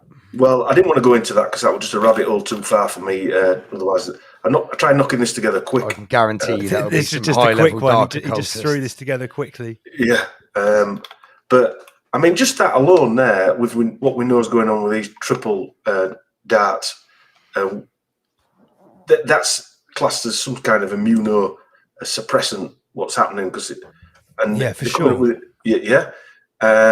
And so when they give somebody a transplant, they put them on immunosuppressant. So in reality, the the arm spear, and also a cancer treatment. They put them on, so because what they don't want is the medication being kicked out by your immune system, Right. Okay. or your kidney being kicked out by your immune system because it's a foreign object. Your replacement kidney, that is. So they put you on immunosuppressants. Okay, that makes sense. And the immunotherapy is a new way they're going to start trying to treat most illnesses. It's that comes back to that personal medicine, or whatever they're calling it, which is basically genetic medicine. Sounds like they're also going to create most illnesses by using this same therapy as well. Well, they won't care, will they? Because Britain will only have 15 million people in it by then. Well, the creation and the cure will just be the same everlasting cycle. And I'm sure that Novartis have just come up with that, well, they're calling it a pan Divock 91 Divock oral treatment. Oh, it's like a spray or something. I don't know if it's a spray or a tablet. Yeah, I'm sure the Britain's just okayed it or cleared one of those, haven't they? I don't know what is the next picture. 19, lads. Oh, mate, we've lost fucking track here. The next picture is risk of cancer after use of fertility drugs. Yeah, we'll move on from that. We won't go into that. I don't want to terrify anybody with that. So these are the sort of the risks that they found with people who've been born IVF, or the women that have had IVF. So I mean, mental health's big at the moment, but I'm sure it's not just about them, because they're using recumbent cells in a lot of stuff. Let's go to the next one. Biobank. Yes. There's another video if you want to upload it. Okay, yeah. Let me just load that. Dom, did you research the meaning of Novartis? I'll take it's Latin of some sort. I didn't know. No. Can anybody Google it? Because that'd be quite revealing. It's always useful to Google these names. I'll have a glance. What is it, Master Lee? No, I don't know. Novartis. I just wondered if anybody. We'll check out the video for Biobank while we Google that. What is the UK Biobank? The UK Biobank is a vast library of biological samples and information about when people get ill and how they are treated. The information is available to approved health scientists anywhere in the world who are working to better prevent, diagnose and treat chronic and life-threatening conditions. So how does it work? 1. Collecting the samples. The samples and data come from you. We have collected health information from over 500,000 people in the UK. This information includes lifestyle questionnaires, activity monitors, heart and brain scans, and blood samples, as well as undertaking detailed genetic analysis. So thank you for taking part in the UK Biobank, and thank you for helping to improve the health of future generations. The impact of UK Biobank continues to be huge, not just in new studies, finding out how and why people get sick, but also in the collaborations and conversations it has generated between research groups and the wide array of research disciplines around the world, from artificial intelligence, statisticians and computer experts, through epidemiologists, brain experts and heart doctors, all the way to ethicists, legal experts and engineers building storage systems. Scientists from all over the world are learning huge amounts from our samples. Medical research is quickening, and practical developments in medicine and the treatment of diseases are emerging from this unique resource. Funding. The UK Biobank was made possible thanks to funding of £62 million from the Wellcome Trust charity and the UK Medical Research Council.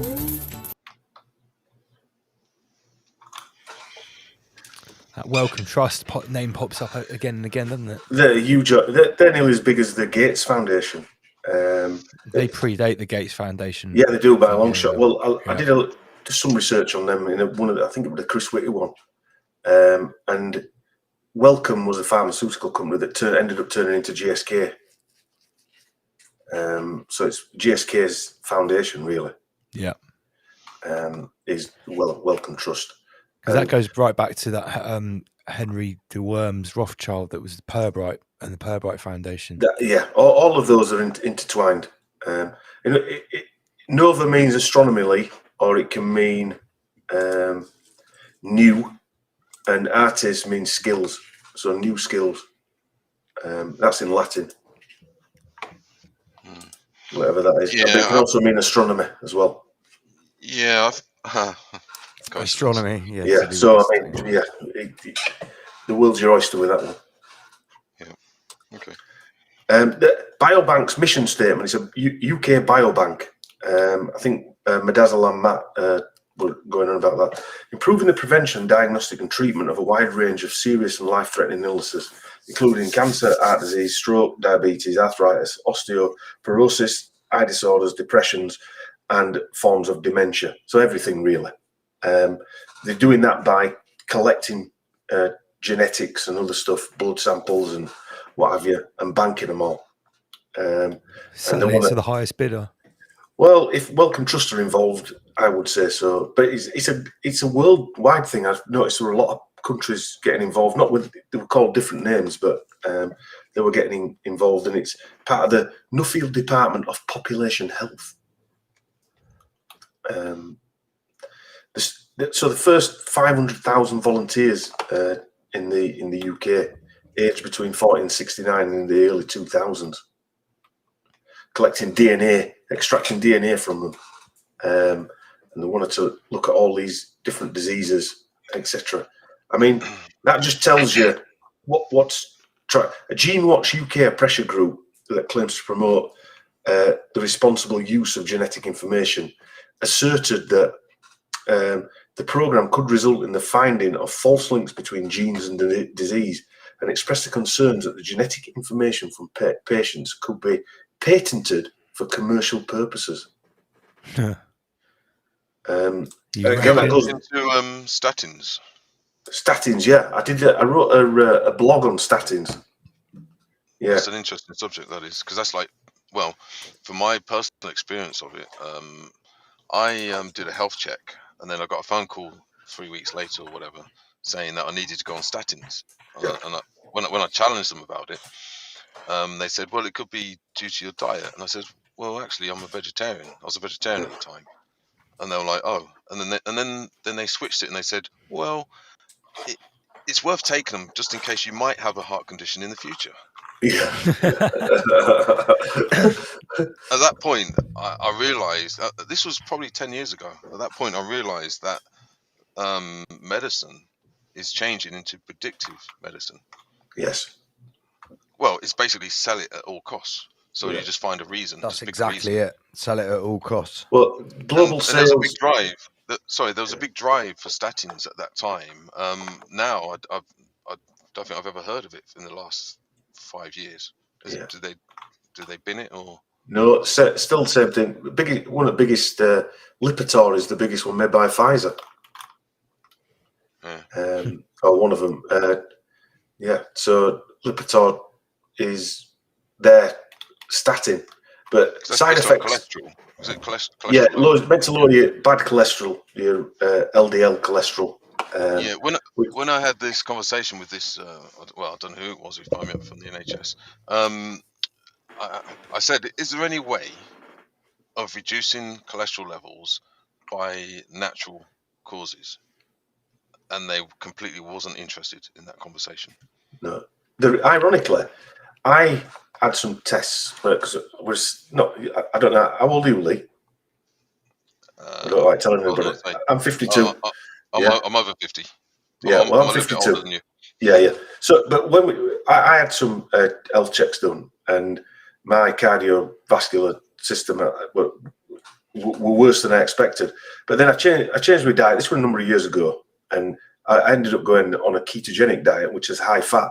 I did another test, and it had improved. And I said, well, how does that work then? All I do, I turn my diet on its head, and I eat 70% fat, and my actual cholesterol levels had dropped through the roof. And so obviously they couldn't explain that. But yeah. That's totally the opposite of what you would expect to happen, right? Exactly. Cut the sugar out, cut the bad fats out, the crap fats, the horrible vegetable oil stuff that the cooking, because that turns to something else once it's cooked over and over again. Even olive oil, if you're cooking that, well, I use coconut oil mainly now, or rice bran oil, because that can handle the heat. So, but anyway, but side effects of statins can induce muscle pain, muscle damage, tenderness, mental issues, cognitive issues, fever, fatigue, kidney problems, inflammation. I know people that have been on statins and they're basically, after a year of taking them, they've gone gaga. Yeah. Problem, reaction, problem. Yeah. Yeah. Yeah, no solution. Yeah. So, coming, the Wellcome Trust, you were saying, they've got a £30 billion endowment of Wellcome Trust. So they are a monster under the World Economic Forum. These guys are big in the game. They come. It's like they go all the way back. Yes. To the turn of the century. Yes. And beyond. Yeah. And it's again, it's a Rothschild, Rockefeller, all enterprise, all of the above, and all of the above. And they bought again, a bit like Gates, bought the cooperative group farm business, Farm Care, which compromises about 16,000 hectares, just under 40,000 acres, of freehold land. These are NGOs. This is a trust again. Why do they need all that land in the UK? They also own Premier Marinas, which you guys, they own a lot of them down south where you guys are, all the boatyards and stuff like that. I think they're the biggest foundation in Britain anyway, and I think they're 4th in the world. Wellcome Trust. The Wellcome Trust, yeah. The Unwelcome Trust. Well, again, I wonder who's sitting on the board of that. Well, I'm going to come to him in a sec. Their work is funded from an investment portfolio that currently stands at 38.2 billion. So that's how they fund what they do. A chunk of change. Just a hefty chunk of change and control. And like all these, it's that philanthropic investment stuff that Rockefeller invented that they use. So the CEO, in answer to your question, is a guy called Sir Jeremy Farrar. And he's a British medical researcher and director, CEO of the Wellcome Trust since 2013. He's also, during his time at the Wellcome Trust, him and Chris Whitty and Neil Ferguson co-authored an article in Nature entitled "Infectious Disease: Tough Choices to Reduce the Ebola Transmission." So he was part of all that nonsense as well. And he's also worked for Merck, and he was credited in developing the Gardasil. He co-authored a paper in the New England Medical Journal. So he's part of that, and he also co-edited a paper with Stanley Plotkin. I don't know if you've heard of him. I've got all his videos on Sheep Farm. He was the guy that, under oath, was asked, "Did you test jib jabs on orphans?" Yes, I've seen that. Yes, Yeah. It's really bad, and he admits it. Yeah, and he also admits some of the ingredients as well. Yeah, yeah, and so he anyway. The guy at Wellcome Trust worked with Chris Whitty, Neil Ferguson, Stanley Plotkin. So you know the type of guy that he is. He also he proposed, I don't know if it happened, the World Serum Bank to combat epidemics. And he was part of SAGE. And he's worked for the World Bank and the World Health Organization on the Global Preparedness Monitoring Board. So this is the type of guy that runs the Wellcome Trust. It's revolving doors, isn't it? He's also been at the World Economic Forum, which we wouldn't expect. I was just about to say, has he got some kind of link to the WEF? Yeah. I've seen him talking at the World Economic Forum on. That's it. So you need to know. Yeah. And he was named 12th in the Fortune list of the 50 greatest leaders in 2015. Never even heard of him. Again, he's just one of these people that's come out of the blue. Nobody really knows who they are or where they've come from. Then all of a sudden they're, some big dick in there. So we didn't really need this presentation. We could have just went to the WEF. Yeah. That just comes back to the same thing. I mean, all these companies, I kept going on. I said, right, that company, shall I check, see if it's on there? Yeah, it's on World Every Economic single Forum. time. Every single time, bang. And if in that company you think, well, are they owned by somebody else? Yeah, they're owned by Mitsubishi. There's Mitsubishi on there.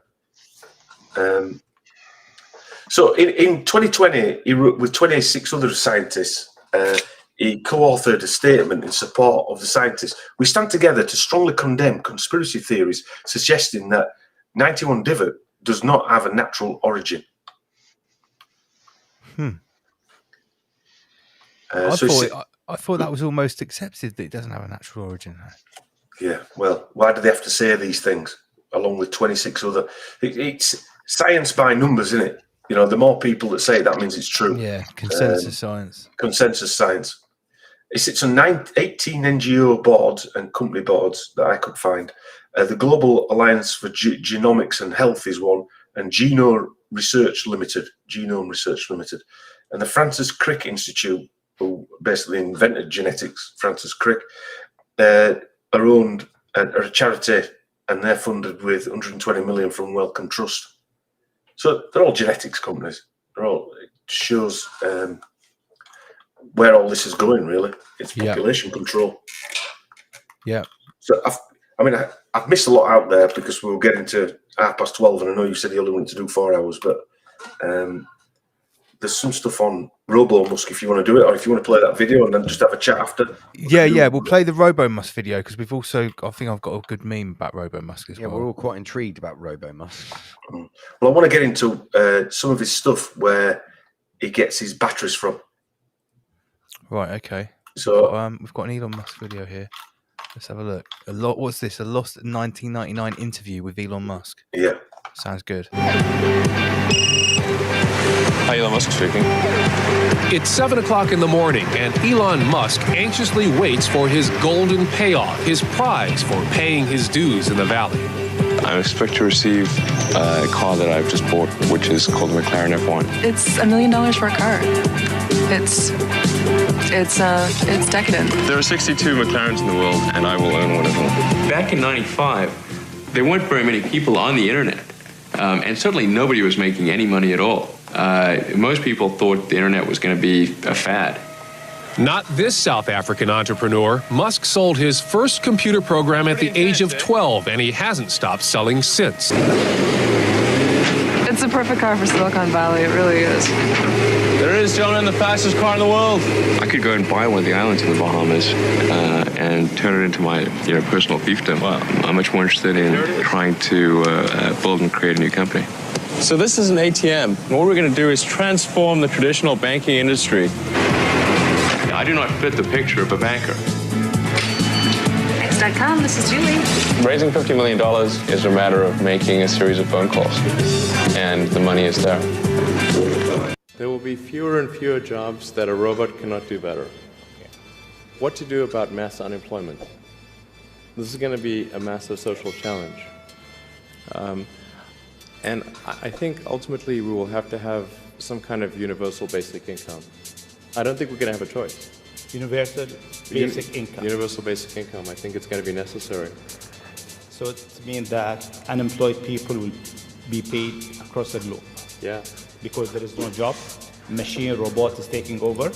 That's simply and I want to be clear that these are not things that I think that I wish would happen. These are simply things that I think probably will happen. And if my assessment is correct and they probably will happen, then we need to say, what are we going to do about it? And I think some kind of a universal basic income is going to be necessary. Now, the output of goods and services will be extremely high. So with automation, there will come abundance. There will be almost everything will get very cheap.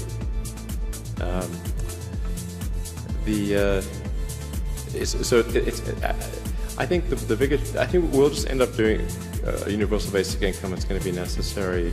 The harder challenge, much harder challenge, is how do people then have meaning? Like a lot of people, they derive their meaning from their employment.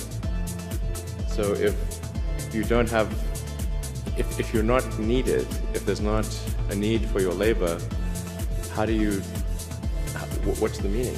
Do you have meaning? Do you feel useless? That's a much harder problem to deal with.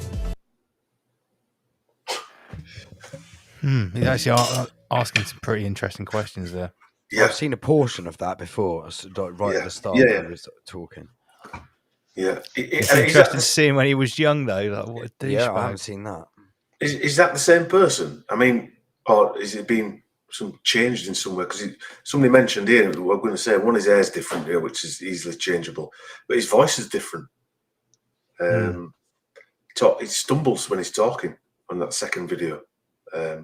Not saying it's a good example.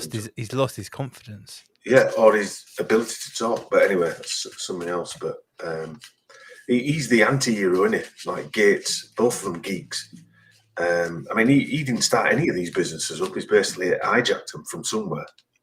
A bit like what Gates did, really. A bit like what Gates did. Both of them geeks. Sorry. I didn't mean to play that again. Let me get rid of that. But he didn't even start Tesla. It was founded by two other guys. And he just got investment to invest in Tesla Motors in 2004, which isn't a new invention, let's face it. Battery-powered cars were running in 1800s. Yeah. We've all seen the pictures. Yeah, I mean, you guys have done I think you've done something on that. But 50% of cars that were made were all battery-driven. But same as these electric scooters, they're around. The Nazis are rocking around. It's mental. Those pictures have all of a sudden popped up now that people are riding around scooters of it happening. Yeah, like 100 years ago, riding around electric scooters, and they look almost identical. Yeah. Did you know there's actually some adults that believe that there's a red Tesla floating around space? Well, when he sent it up in SpaceX. Like the tires and everything didn't even explode. It was like there were so many problems with that. Well, also, I mean, anybody believes that NASA have lost all the blueprints for rockets and they had to reinvent them. I mean, it's just absolute nonsense, isn't it? I mean, the whole space thing is.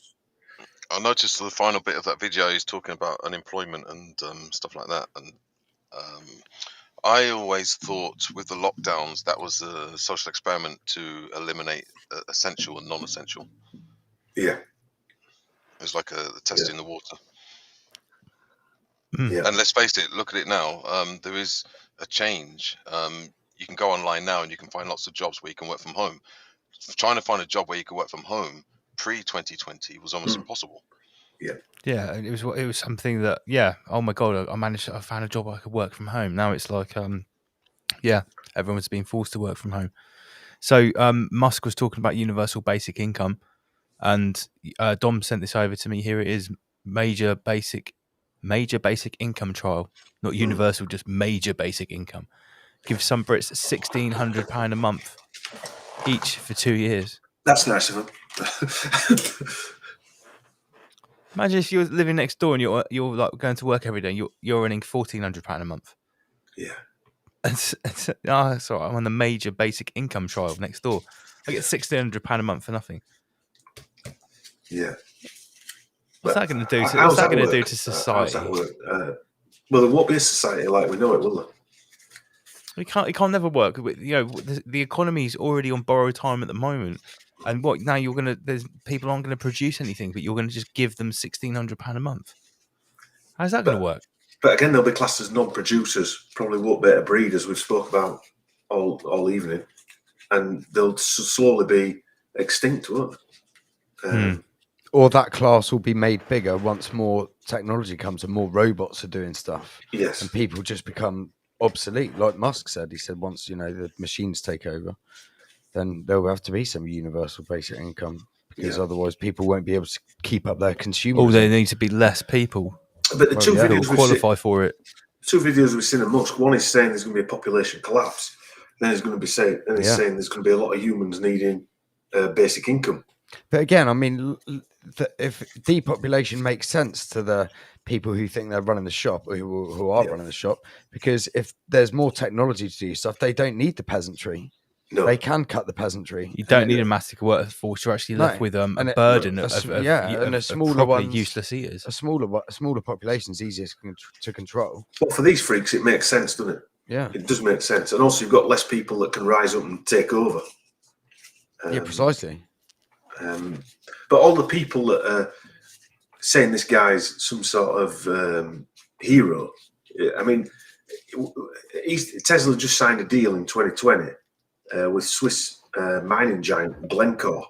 This is like, it's like that film Blood Diamond. Is this? Apart from it's dealing with cobalt, which to make batteries out of, and BMW signed a deal with Glencore as well in Morocco. But this is all about Congo. So the Congo, you know about BMW being part of the Quan family. The German guy who started the Quan family was married to Magna Richtel, who he had a son with, and then they got divorced, and she married Joseph Goebbels. So the Quan family and BMW were all related. So the stepchildren of her and Goebbels are related to the Quan family. And that way, me and Chris were laughing about Hitler being his best man. Good strong heritage there. Yeah, good strong heritage. And but Glencore gets most of its cobalt from the Democratic Republic of Congo, and Tesla has stipulated in its contract that suppliers use conflict-free minerals.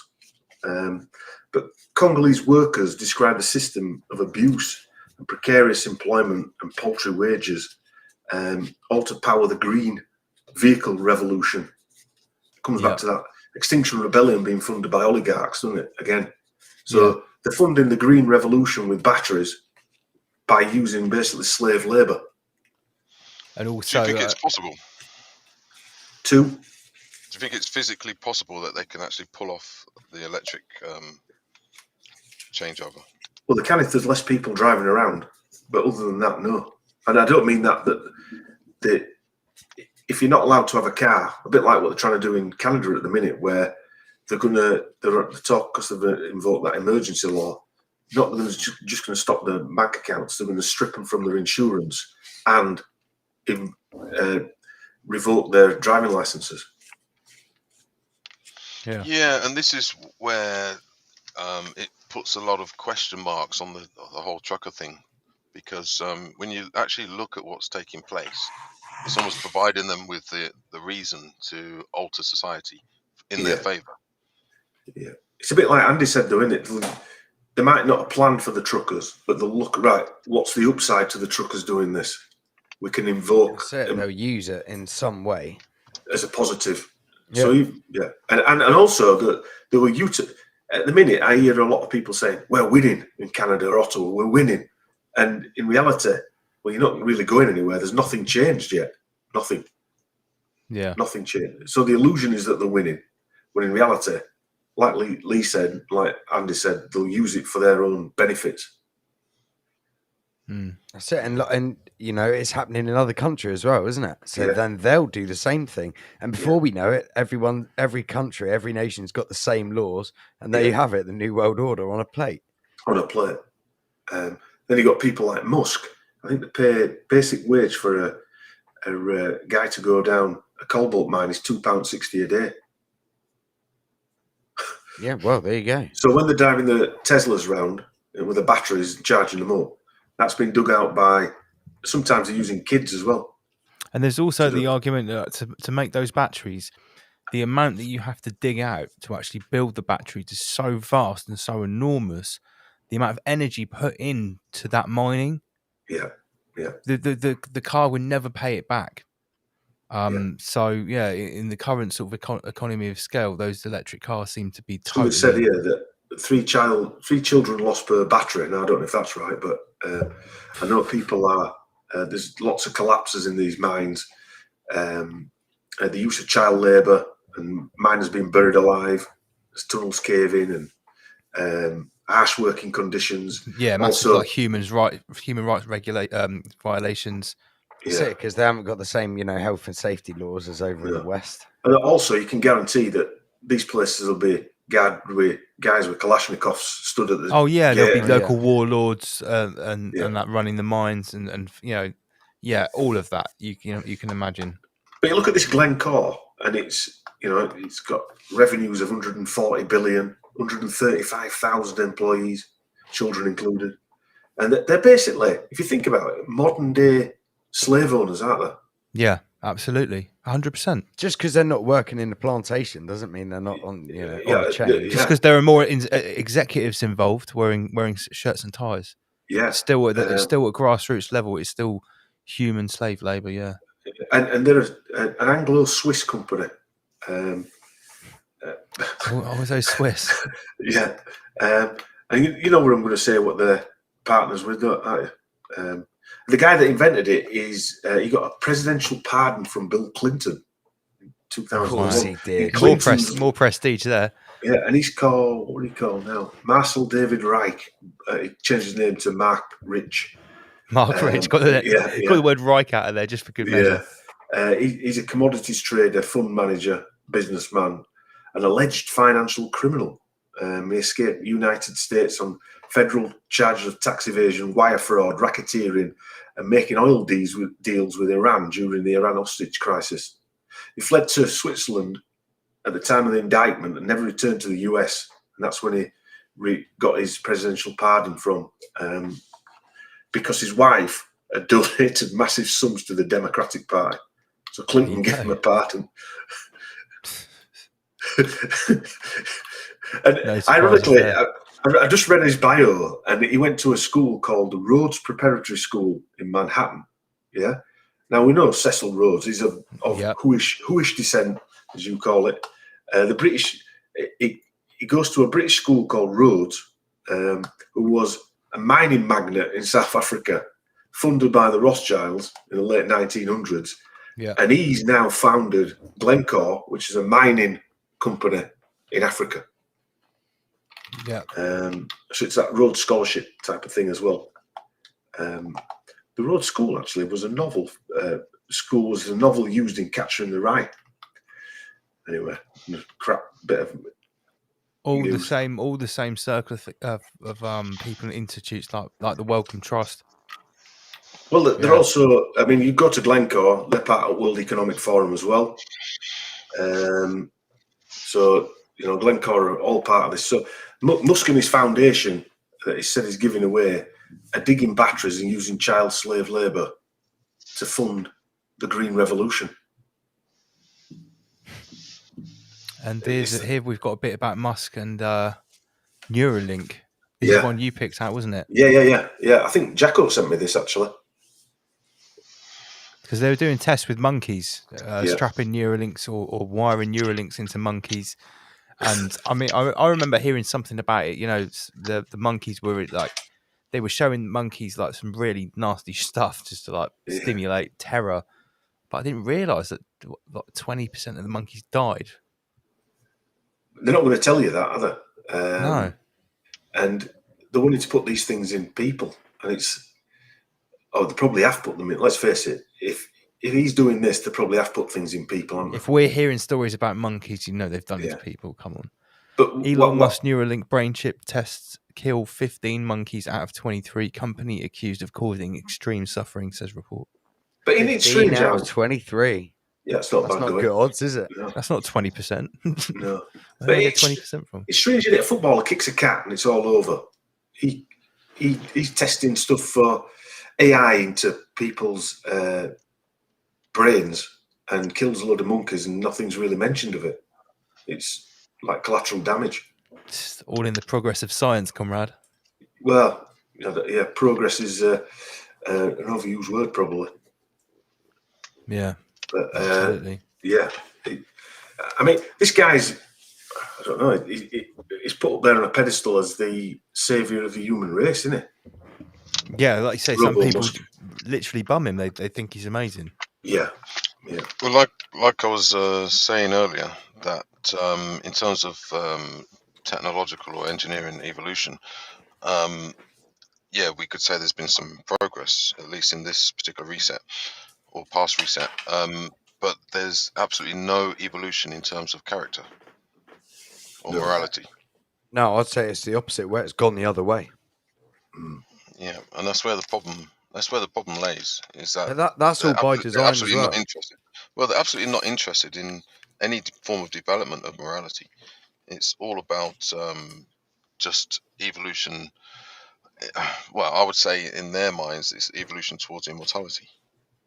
Disregarding character. Yeah.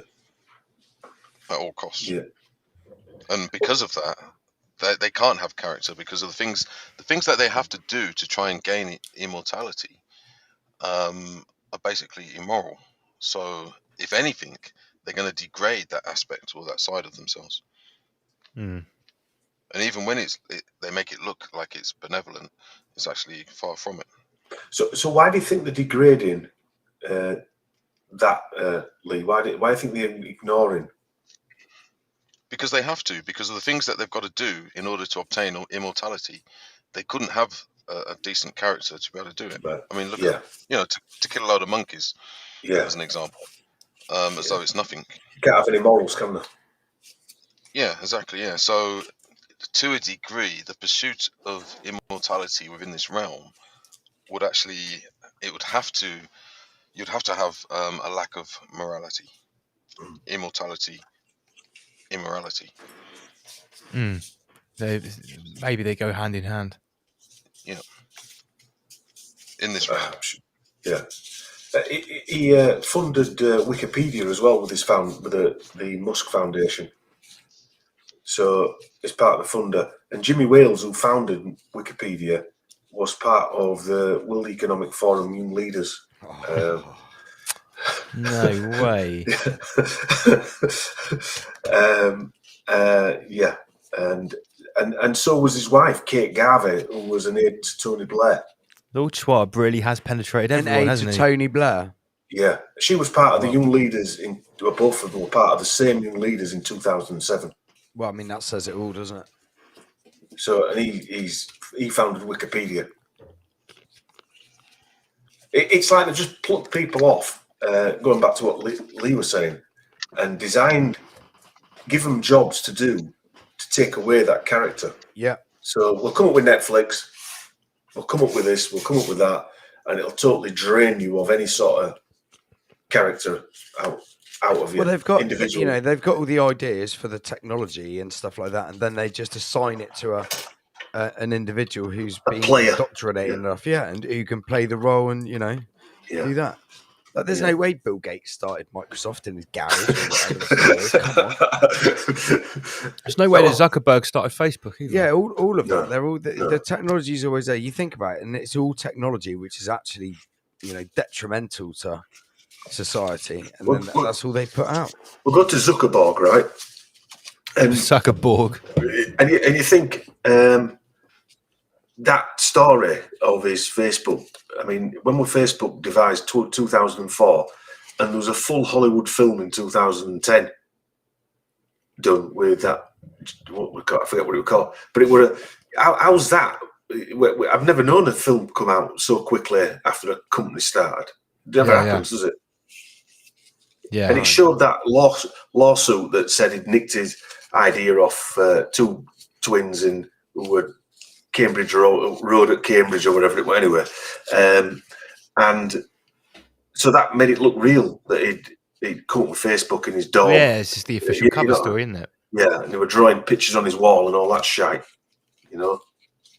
And I think the same guy, the funder of Facebook, what we call now, somebody will tell us in the chat. He was part of the Young Leaders at WEF as well. Yeah. So was Sergey Brin of Google. Really? Yeah. Every single one of them. What about Jack Dorsey? I don't know about him. But I'll email you over that Young Leaders. It's a really good read. Yeah. Tell you what, though, you've got to give them credit. They've made doing research really easy. It's like something comes up, a new story, a new face. You just got to Google their name with WEF, Gates Foundation. It doesn't take much anymore to find out what's going on because, it's everything's so centralized. Yeah. All of these people, they've all been to the same school.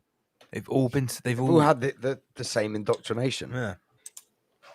Yeah, I think it was called Peter Thiel. Coupled with a bit of trauma-based mind control. Yeah, they've probably been through most of that as well. Might be wrong there. I think it was Thiel anyway. He co-founded PayPal, and I think he was one of the early investors in Facebook. And he's a Bilderberger as well as being on the World Economic Forum. So, I mean, you've got these guys that are Bilderbergers, World Economic Forum, and working for investment companies. You know, it's like a who's who of working for these secret groups, isn't it? Yeah. Intertwined. Then all of a sudden, the administrators of the farmer class. Yeah, but that's what we're talking about when we're talking about basically like controlling the population, controlling our health, controlling our food. That's what a farmer does. Yeah. That's what a farmer does to a herd. Yeah, and it all goes back to the singularity, the WEF. Yeah. When you read the list of the people there, and you look at it, I've got the 2007 Ian Bremner, president of the Council of Foreign, founder of Eurasia Group, is on the Council of Foreign Relations, the Bilderbergers of 2007. Alessandro Galline, in 2021, he was appointed editor-in-chief of Reuters. Kate Garver, I mentioned her. But when you go down these, they're all working for these type of groups like Reuters, and these are prominent companies, and they're major decision makers in these companies. Yeah. And I reckon if you go down every single one of these, I'll send it over to you tomorrow. You'll be hooked when you start looking at these, because you can go through every year and see the list of them. Yeah, and you could probably do a massive spider diagram of where people have come out from the central list and just gone and infiltrated and penetrated every different layer of the infrastructure of what we call society. The politicians are the least of the problems, really. There's all these people that you don't know about that are involved in it. Yeah, people in education, people in entertainment. It's the WEF, World Energy Farmers. Then you've got the layer of those without birth certificates. Yeah, who are in charge of the World Energy Farming Commission. Yeah, Larry Page of Google, he was on it in 2005. Sergey Brin was on it in 2005 as well. So what's the solution? Get your baseball bat. Third option baseball bat. Third option baseball bat. Back to the wall with the third option baseball bat. Cosmic baseball bat. Yeah, cosmic one, yeah. Thor's hammer baseball bat. But yeah, it's interesting, and what we're going through is quite rather worrying as well, especially when you throw in all the children and men birth control type scenario. Then you've got Musk talking about that everyone's going on some sort of social credit and the population is going to collapse. I mean, it's all there in front of us. We might not be here to see that. It might be in 2 generations' time, but the fact is that they're talking about it now, and generally when they start talking about it, it's going to happen, isn't it? Generally, yeah. Well, this is one of the reasons why the Gnostics were pro natural population reduction. How do you mean pro-natural? Traditionally, the Gnostics don't like to. Gnostics generally don't like to procreate because the objective is to get out of this realm, not to stay in it. Because they see this realm as a demiurge. Right. Yeah. I can see why they might think that. Yeah, I mean, like, when people are having children now, you got to think, like, what future what they're being born into. Is it a future that is desirable for humans? Conducive to the progression of spirituality and consciousness, or is it just a negative soul farm? An energy farm. Yeah. Yeah, I mean, I have mixed feelings about this realm in terms of I try to enjoy it, but then I have moments where I'm like, I want to get out of this place. Yeah, I think we all think like that sometimes. Yeah, do you remember that cult? Do you remember that cult called Heaven's Gate? I've heard of it. Yeah. Yeah, it's quite an interesting cult to look into. They basically all suicided themselves. In California. Yeah, I think so. Yeah, it was. Yeah, it was California. Yeah, I was actually over there at the time snowboarding. I was only young. Yeah. It was about 10 or 11, I think. Yeah, I mean that was quite big news at the time. I got really into it in terms of looking at what their sort of ideology or their beliefs. I was actually very sympathetic towards them. I mean, the leader of it was a bit of a crank, but they actually did have a lot of truth in what they were talking about. How many people committed suicide? Was it a lot? It was, I think it was about 30 or 40, no? Or is that, I might be totally wrong. I really can't remember. 33. Probably have to Google it. Yeah. Heaven's It might have Gate. been a lot more, actually. I can't remember. Some of them didn't do it, and some of them failed, from what I remember. But I thought it was And pretty bold. they had like a black sheet over their faces, and that's how they were found in bunks. They Yeah. used to live in bunk beds in this little community. I'm sure it was near Silicon Valley. I'm sure it was. Yeah, it was definitely in they all California. They all had techie jobs as well. How long ago was that? Oh, it's 90s, about early yeah, 90s. in the 90s, yeah, Right. late 90s. Right. No, maybe mid. Yeah, just about remember it.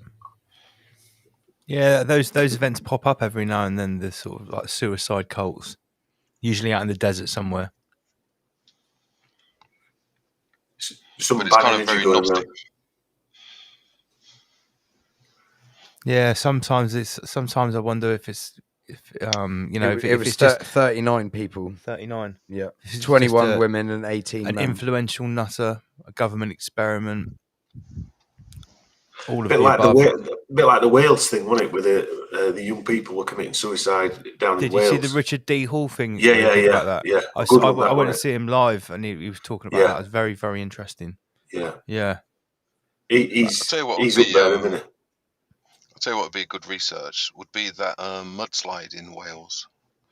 I've never looked into it. I always remember. Actually, I drove past there once years ago. I don't know if you remember that. That was in the 60s, wasn't it? Was that in the 60s?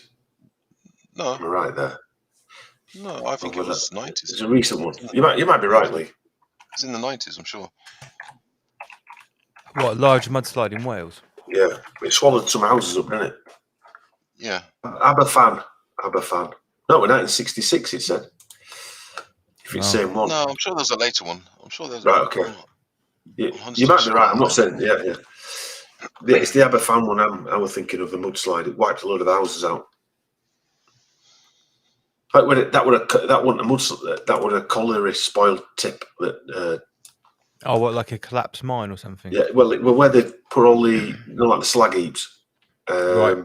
And that thing just basically came down into a village and wiped a load of houses out. I think it wiped the school out as well.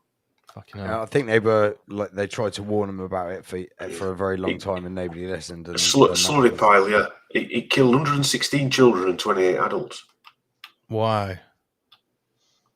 Yeah, it that's could be the quite same one. that's quite a big disaster, isn't it? Shit. I just remember I drove past near there and somebody mentioned that that's where it took place. Right. But that was a strange place. Damn. All right, we'll wrap it up in a minute, guys. We'll Yeah, get to a shorter one tonight. So, that Children of Adrian. I think that's it's definitely a bit of a sobering one. That's for sure. Sorry to bring you all down. No, but it's good though, because recently we have been hammering it with memes and we've been quite light-hearted. You know, sometimes we have got to get a little bit more serious and sober and look at some of the nitty-gritty behind of what's going on, and you know the plans that are in place at the end of the day.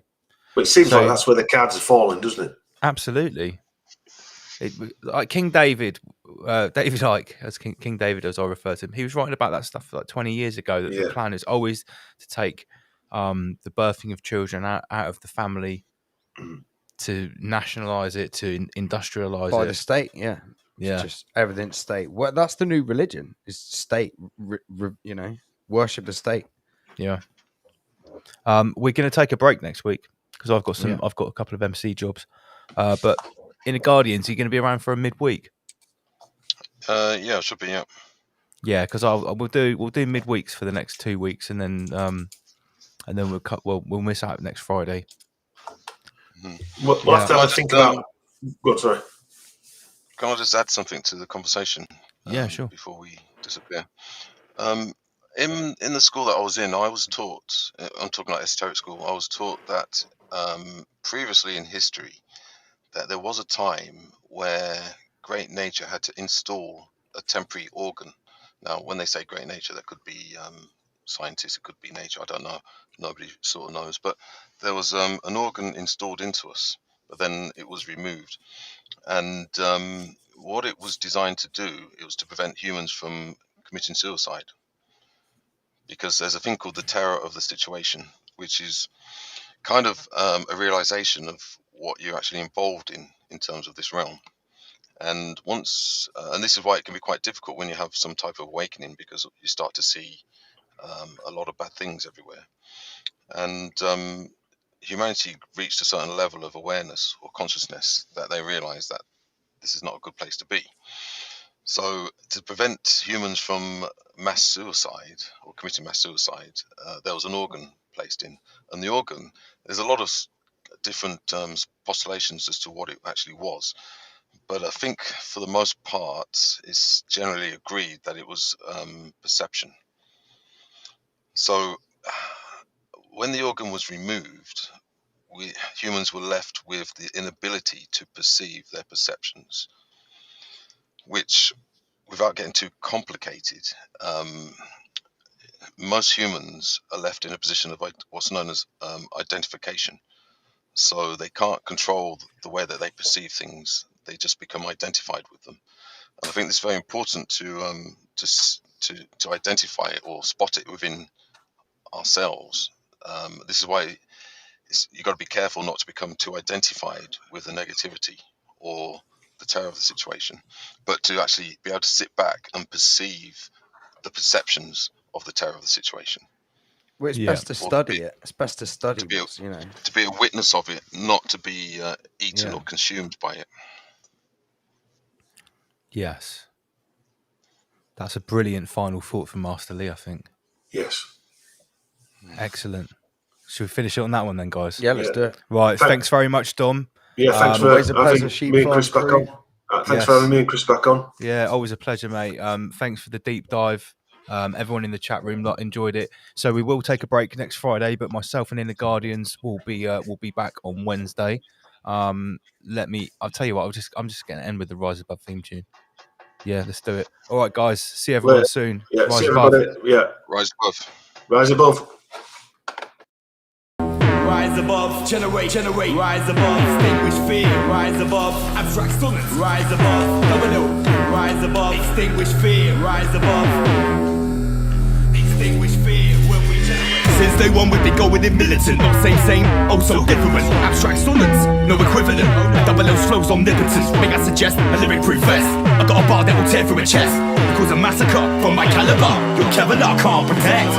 Anyway, back to the subject, expose devilish acts to the public, and talk topics they won't publish, instigating cold wars like Sputnik, observe you with a satellite view, heard the cattle these parasites do, worshipping the gods of our conquerors, it's a blinded acolyte view, members the spineless remain reminded, they drink blood and sacrifice you, so misguided, laws are provided, to benefit the chosen few, so we rise above and extinguish fear when we generate love, a single candle lights up the darkness, that is the power we all harness, let's identify targets, light them up, lift them down, carpet beef, sprinkling garnish, the message, word, power, sound, I don't care if my wit gets tarnished, spit this shit till I'm dead in the ground, where they pollute your mind with garbage, do one thing, just hold it down.